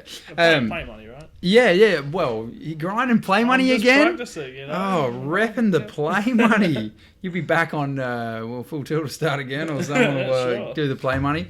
I came across, and why I asked that is because I've always found it funny about taking money from like your friends in the game, whereas some poker players love They do, taking they money from their friends. It's like a deal to them. They love it. Yeah.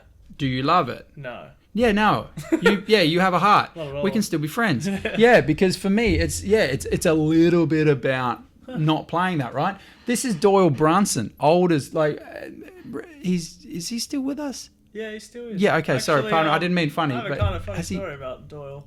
All right, we'll bring it up in a second. I just want to get through this, but please, I want to thank all the players who lost money in Bobby's room this summer. This new Escalade is from their generosity. Like, that's a needle. Yeah, sure is. Like, that is one of the biggest needles. And, of course, Ryan Reese, the beast, Kid's still he got it. liked it. He liked it, Ryan Reese. Like, what the heck? That is the biggest... Meanwhile, we actually at Holden are selling this car now. It's which is funny unique, that but anyway. this is the exact photo of Doyle's that you show me. Because when we were in Vegas one year, he had his birthday party and heaps of people go. Anyway, me and my friends, we went to his party and, you know, we were just getting on it. And he was like, I like you Australian guys. Anyway, we ended up hanging out with him and his daughter and his agent, who one of my friends was good friends with, and we all just became friends. And went out to this bar where he is like famous at. It's like in old school Vegas. It's like this bar, and he's got his own like section in the bar and everything. That's how much they love him there. Anyway, I'm there with my good friends from Australia, Lyle from Adelaide, and he doesn't play poker. Okay, but, no, that's why I was like tracking my brain. Go on. we get absolutely blacked out. Whew. And his daughter was really nice. She's like, "Oh, I'll drive you guys back to your wherever you're staying," because we were like toddlers at this point. With great beards. Yeah. Anyway, he winds down the window as we're driving home, and he's just like, he's looking outside. I'm like, "What are you doing, dude?" And then I just see that he's just vomiting everywhere. And he From the was- front or the back? He's in the back. Okay. Yeah. I've seen it happen from the front. Yeah, that's not what I do. You just see the In the wash window. go by. No, but the window was down. Yeah. But Well, go he on. didn't miss the car, which takes us to the next part.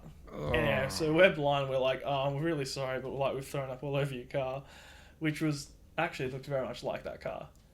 So it might have been that cut. Nah, this is like a long Okay. time ago. Oh, okay.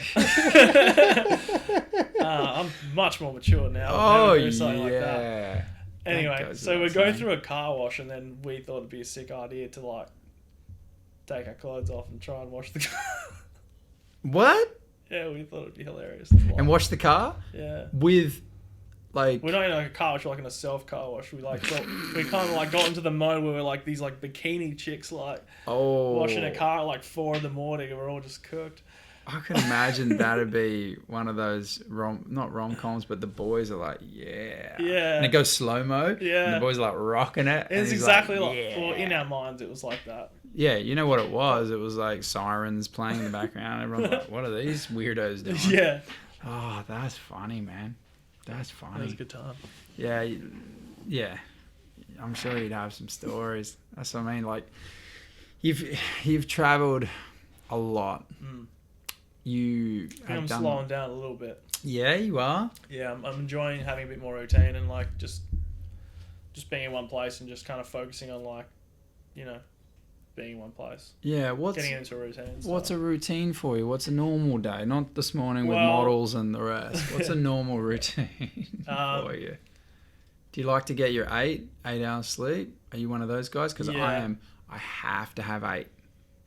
I need it. Sometimes I don't sleep that often, like, because I'm so used to like waking up at like 3 a.m. for online tournaments and stuff that. Yeah, I don't know. Sometimes I sleep a lot. Sometimes I don't. Okay, go with the flow. But if the NBA's on, I'll pretty much get up like before that starts, go get a coffee. Any game, or you have your specific? Who'd you say? Not Raptors. Game. You said. As soon as the day starts, I'm ready to go. Right. And then I'll probably play some tourneys or like cash games while I'm watching it. Yeah. And I'll go and do a workout or play sport. Good man. Hang out with friends. Just Whoever's free at the time. Exactly, yeah. Yeah, see, and all my friends here, like, generally have jobs and stuff, so it kind of sucks a bit, because, like, usually they don't free up till, like, 6, 4 7 p.m. or something. Oh, okay, yeah. Yeah. So I get a little bit bored on here sometimes, because, they don't finish, but, yeah. It's also then the other end of the spectrum is, like, I'm in Melbourne, and all my friends are poker players, and we're just getting up to mischief all the time, and there's, like, not enough balance, but... I have many leather-bound books. And my apartment smells of rich mahogany. Yeah, it's... So I'm enjoying, that's cool. some time here and then shoot off there for a bit of fun. And so when you shoot off to Melbourne, I mean, where do you stay? Like just someone's house or... Yeah, sometimes just friends. Usually just friends' houses. And so everyone is in the same or like sort of... get an Airbnb over there for a while. I'm travelling with other people for a tournament series. Yeah. Yeah. Yeah, that's crazy. Like, again, sometimes I like to go deep in how you go about your day-to-day and different things, like what goes through your mind. But, like, you've obviously done well enough and you are so as successful as you are that there is no fear of going broke at this point in your life at all with the game. That's so cool. Yeah. That must be so... it's relieving. Yeah. That's crazy. So no matter kind of what limit you're playing at, kind of you're all right. I mean, if I'm playing a really big tournament, you can always go broke depending on what stakes you play. Yeah. Well, I mean, correct me if I'm wrong, but you haven't played the one drop. Like you haven't played the 1 mil? Yeah. No. And again, so that's what I mean. I don't want to get too personal and be like, so how much of your stack would that be? Like how much of your bankroll would $1 million be? And that's why you obviously haven't. So you're smart enough with your money that says, man, I could play 5, 10Ks all day long for the rest of my life and be fine. Also playing like massive buy-ins takes a lot of like work beforehand, like trying to sell action and all that kind of stuff. It's a lot of organising and so what's a general buy-in for you that you feel comfortable at now? Just normal. To not like sell action or something? Yeah, just feel normal. It also, a lot of it depends on like how soft the tournament is. True. Like I'll go play a 20K in Sydney and not sell action because the field's pretty soft. Right. But then there'll be a 10K in, I don't know, say, like an off-World Series tournament in Vegas. Like EPT or? Yeah, like an EPT. Yeah. Then I'll sell action because... Right. Because they're all wearing scarves and freaking hoods. Exactly, and everyone's, like, doing computer...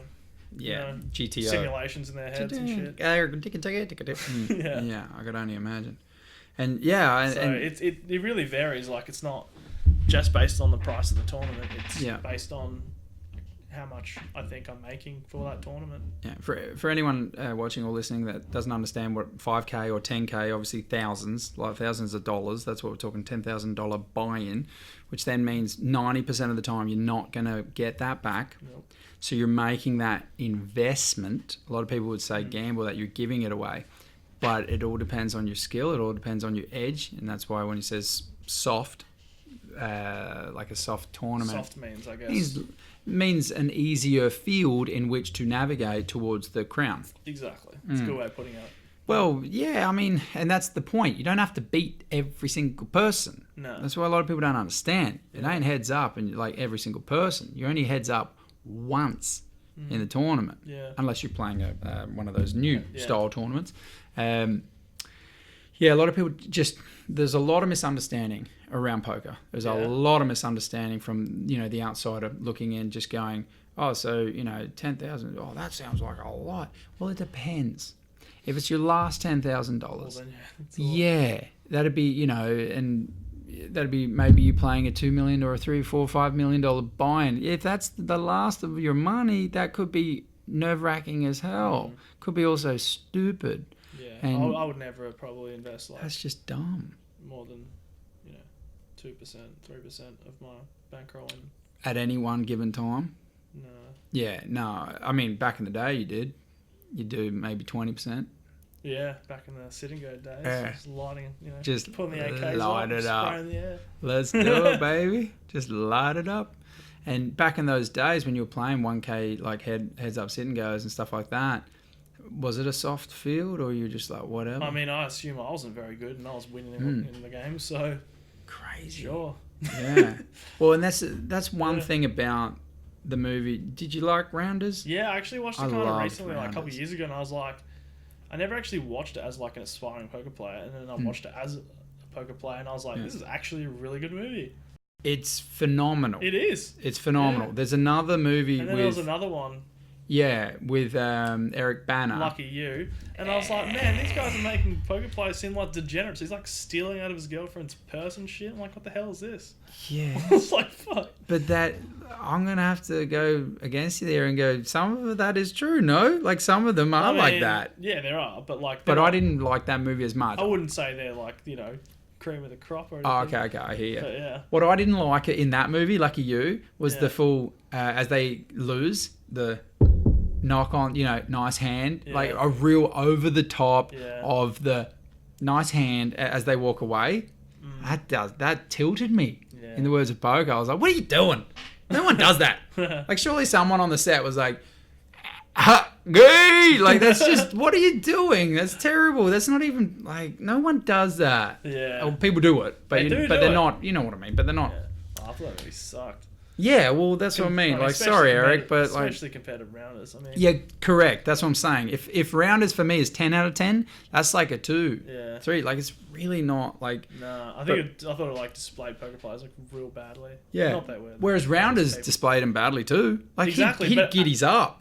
At least it was accurate. Yeah, he's like, I got, what does he say? Three stacks of high society? Sorry, what is it? 4 stacks? I can't remember the number, but yeah, he's like got his numbers. He's like, all right, giddy up again. He's like, you made a move on Johnny fucking Chan. I love that. He's like, yeah, leather ass. I can't do that. Like, oh, that movie, man, Rounders. One of the, not one of them, but what does he say? I love the line in Rounders where he says, hey, man, look, I got the plate, I got the knife and fork, but, he's like, you need the steak? He's like, yeah, pretty much. Like, I thought that was kind of cheesy, Yeah. but I let it play. Like, that knock on that's cheesy as hell and I hate it, Yeah. but I didn't mind that. Like, Yeah. I mean, have a little I bit need of the cheese. steak, and it's so true with the beat up scene and stuff like that. Like, yeah, that would have happened.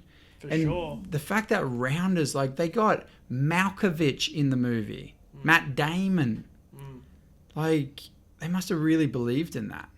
And it's just a poker movie. Yeah, he actually plays poker, Matt Damon. Yeah, with Ben Affleck and that. Yeah. They literally on the set of, not Oceans. I've never seen such a great actor. Hollywood so obviously in a poker hand before. Oh, yeah, correct. Have you seen it? Yeah, does he flop a full house? He does something. He's just like, oh, Yeah, and he does the Hollywood. Yeah. it's like the worst. Yeah, he does. It's hilarious. You He should. Put does. It up. Yeah, I will. I'll get it. So it's Matt Damon, poker, bad acting. Boom. It just Yeah. comes up like, I know. yeah. It's just like it's crazy 2 minutes. overacting. We can't show all of it. Alright, the blinds, they are Just increasing fast very forward quickly. to the. Yeah, but I will. Yeah, and I'll chuck it up there. But literally, Ray Mex with ace deuce of hearts, he limps in. so He's unaware of my camera. he limps in, whatever. So that's cool. And then, where's it get to? So then Probably Matt. around that area. Matt Damon then has 6, A 10. bit further up, probably. And then, there we go. 6, 10, 10. And it's like, yeah, check. Damon checked after flop. Where we come back to? Nobody wants to bet. Where does he come back to? Where's the Full bet? house for Matt Damon. Turn card, and as does Seidel. Where's and it come next. to? Damon sitting out again. He really did study that video where Johnny Chan flopped a straight and trapped Eric Seidel. Yeah, weird he's acting. Bet 6,400 chips. Matt's got This one bit. side. Yes, that's the bit. Just there. Oh. What is he doing? And it's the old, well, I guess if you have it, you have it. And then they go all in. You know what I mean? Or the old, well, I got to go home now anyway. So, look at his facials. Yeah. Actually reminds me of And then Ben's in the background. He made it look tough, but he does make the call. Oh, He made it look like an uncertain call. He is an actor. oh here we go. Up. Damon Next with the bit. check mark. He's got the nuts. A deuce. Ooh, He's slow up. plays again. I might have bet there. Matt hoping that Wilson bets again. I'll check. But he checks. Unfortunate for Matt. Yeah, look, I got it. He might have bet it. Yeah, but It's just classic, isn't it? Like, that is just too funny. Because Yeah. he just shows the acting. And, do you know Ismail Bojang?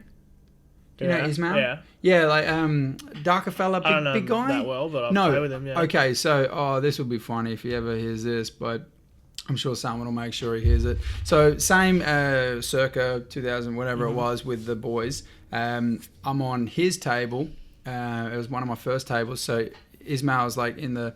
And literally, I have top 2, but for some reason, I felt he turned a set. Mm-hmm. And I just, for some reason, there was Spidey this senses? acting. No, it was because he was bad acting. Oh, yeah. Okay. Right? And I've seen know bad bad acting acting. before. I used to rehearse in the mirror. I know bad acting. I've seen it firsthand at Yeah. me. So I used to go, you're that shit, right? No wonder I'm doing this. But anyway, so I was in the hand with him, and I've got I think I got like ace 10, Yeah. and the flops ace 10 deuce, and for some reason, like, I bet out, and I think he had pocket. I think he had pocket 9s or 8s ring a bell for some reason, and he calls, and then the turn comes an 8, and I'm watching him the whole time, and he goes, like, he does this weird thing, just a weird thing, and I'm like, why would you do that? and then do something weird, and so he checks, like, real weird to me. I'm like, check, Yeah. and then the river comes, 3, whatever. And he bets big. I'm like, you've got a set, dude. Like, I literally say it. I was like, you've got a set. And you You're called, didn't you? terrible. I was like, you are terrible. Like, in a fun way. Yeah. And everyone's like, like, what? What's he doing? And I'm like, ace 10, I fold. Oh, you folded. Yeah. Oh, I go, ace 10, I fold. You got a Did set. you show? He goes, how the fuck do you fold that? Like, it was the full, the Yeah. rounders. Like, what? How do you fold? Yeah. Like, what you do? It was crazy. Because of bad acting. And so what I said to him was like, because he said, how the fuck do you fold that, man? You can't fold there. Ace 10, 8, 3, deuce. You got top 2. Yeah. And there's no straight on the board. There's nothing on the board. How do you do that? Like, as a big build up. Yeah. I said, well, look, you're a poker pro, right? I do sometimes some acting. And I know bad acting when I see it. And everyone's going, oh, look at this guy. Whoa. And Ismail just flicked me this little, all right, dude, fuck you. Like, no worries, dude. Like, I just went, and I had to show. Yeah. Because even if I was wrong, I was like, oh, well, I misread it. But for me, I've always said to myself, I would rather be a loser than a coward. Yeah, for sure. And especially in the game of poker, man. Yeah. Especially in the So game. used to looking stupid all the time. Oh, yeah, but that's cool. It happens. You can always make more money. But I can't go to bed a coward. I can't go to bed and put my head on the pillow and go, I knew he was bluffing. Why didn't I call? What, because of the money? Because the timing? The structure? what? Like, I knew he was bluffing. Why didn't I just call? I knew. I said in my head, and you talk it out, and you're like, oh, man, I'm pretty sure you're bluffing. And because when you say that and then you don't call, they show. And so just a noodle you in the head. I know. Do you remember any times where you've cowered it out, or you're all pretty good up there? Generally, I stick to my guns. Good man. Yeah. I feel like I wouldn't be able to forgive myself. I don't. It's tough, eh? Yeah. I've always found it when I had too much invested.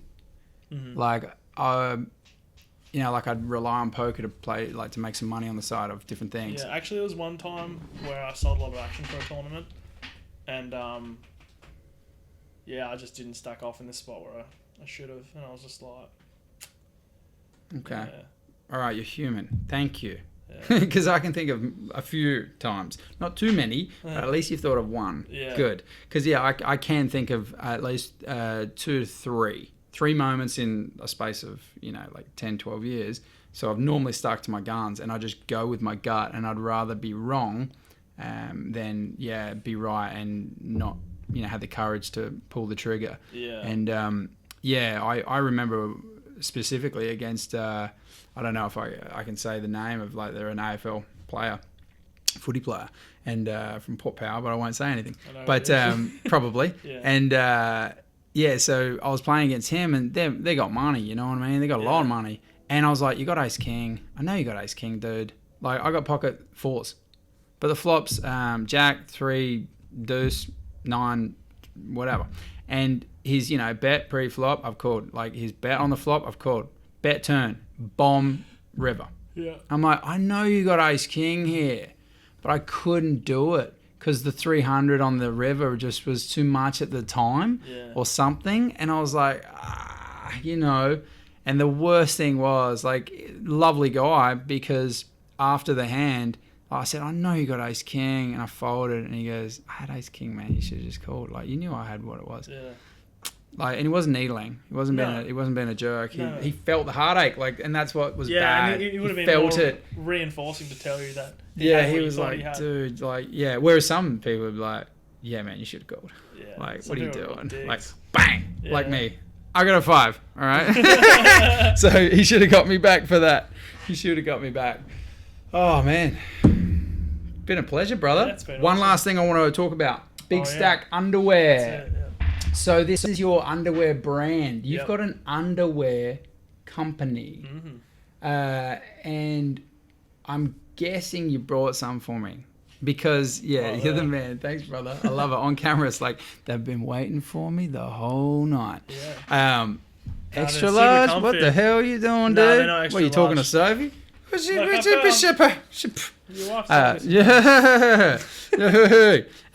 funniest thing is the irony of all this is anyone who knows me really, really well knows I actually don't wear underwear, which is really weird. And now everybody knows that. It's actually funny because I don't really wear underwear very often either. Right?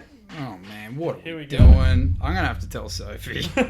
Look, 3 days a week, Jonathan's moving in. All right, we've found this bromance. We got to roll with it. Much more comfortable with free balling. Exactly, and that's why for me, honestly, ever since I was a kid, it was like I remembered my last pair of like real underwear that I really like wore was these weird silky Simpson boxes. Right? I had those as well. Oh, get stuffed. I'm not even kidding. Go. I had Bart Simpson riding a skateboard on them. Yes. Yeah. What are we doing? All right, I'm taking my ring off. So basically, I wore them so much. I swear, like during like year 9 or something like that, that just tethered at the ends and all of that.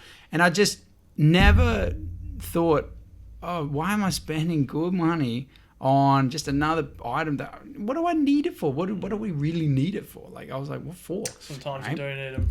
Correct, right? And yes, I'm not trying to, but sometimes you do need them, and sometimes you do, and you would rather be comfortable, right? Exactly. These are the most comfortable undies I've ever worn. It does say up there, made from bamboo. So that's cool. Yeah, they breathe like real easily, and just really soft. Mm-hmm. Just feels great. So just like a good poker field, gotta- that's what you want. The For softer for the better. For the pair that matters most. Oh, are you serious? Who came up with My that? mate Andy. That's gold, Andy. Yeah, it is. Seriously, are you serious? That is Yeah. gold, bro. It is. I wanted to put it For on the the banner, pair but my that- dad was like, "That's ridiculous." Yeah. I was like, "Okay." So let me have a look at this. So I get him out. I gotta Yeah, get him yeah. out. So let's have a little look. See, it's the real deal. If you're listening, just do something I've else. actually worn those ones before. You've worn them. Excellent. I appreciate it. There is a couple of stains on the front. I'll take it either way. Well, that's gold, dude. I'll put that down there. Keep the box up. So that's nice. It's a good looking box. Isn't that? That is a nice looking box. Yeah. So we have, yeah. You might and like the saying at the front. I might. Big stack. Eat, sleep, raise, repeat. Oh my goodness. So cool. That is so, yeah, but you know what? It's funny though. I'll allow it. Yeah. Like, you know, it's kind of like the steak thing. I'll Yeah. allow it. That's Yeah. cool. Eat, sleep, raise, repeat. I was thinking eat, sleep, check, raise, repeat. I was like, check, raise, bitch. I get that in, but that's cool, man. Big stack. And they do feel super comfy. Yeah, they are. But I will be probably your harshest critic because I don't wear under, like, and Yeah. you're probably the same. So for me, I will actually wear them and then I'll let you know how I go. Yeah. Because, Right. yeah, like, I mean, the weirdest thing is for someone that doesn't, wear them, I've got probably three, like, I know it sounds like nothing, but 3 pairs. I've probably got 3 pairs of jocks. I don't, like, because someone bought me Calvin, like, When you're playing mum sport, you have bought me to- Calvin Klein's or, Yeah. but then I got the inners. Like, on some of the I shorts, see. so it's like, I don't even wear need those. that. Yeah, it feels a bit funky. Feels weird, Yeah, yeah. sometimes. But yeah, but I'm not really back into the exercise regime as much anymore. I used to surf a lot. Yeah. So for me, it was just wetsuit. And yeah. yeah, exactly. But no, I will wear these. I will put them to the test. Awesome. And I will let you know how we go. I'm going to get your logo and anybody that I have on the show, I'm going to get their logo if you're down with it and put it somewhere on my website at the bottom. sure. Partners, like friends of the show. Do you know what I mean? And so then that'll have a link to somewhere or something. But every person I talk to, if they're a person that has a brand or has a logo or has an image of some description, I'm going to put their thing at the bottom of my website and that will just collate. I really want to build a community of people that just want to have some fun, just want to be honest with how they live. And yeah, you have fun? Had a great time. Was it easy? Yeah. How long have we been going for?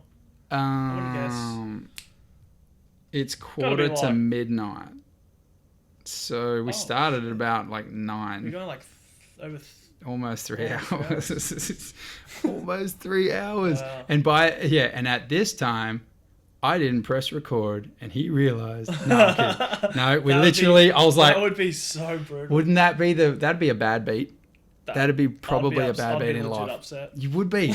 We've had some golden moments. I hope I haven't talked too much, folks. That's what you Do you think you've talked a bit? Yeah. A little bit? Sure. Been here for 3 hours. Yeah, bruh. I couldn't hold that whole conversation. But no, seriously, man. Epic. I'm going to have you back. Obviously, like anybody that comes, I'm sure, unless they really didn't like it or something, but you're going to bink something really soon. That's it. And then we're going to have you back and we're going to talk about it. Or what we'll do is a fighter companion. So what we do is when like UFC's on or something that we like, put a big screen right there. So we're actually sitting back, a couple of drinks, maybe lads, whatever, and we watch the fights as the camera's watching us, and we just You guys are talking about it. and we're just talking about the fights and having fun. Yeah. Most people won't want to tune in for some of that stuff, but you can really get some gold Some good banter material moments, and yeah, banter for and sure. fun, and you get to, who cares? Press record. You're going to watch anyway. Yeah. So just have some fun with it. Might as well. Why not? Jonathan Karamalikis, it's been a pleasure, bro. Me too. Cheers, bro.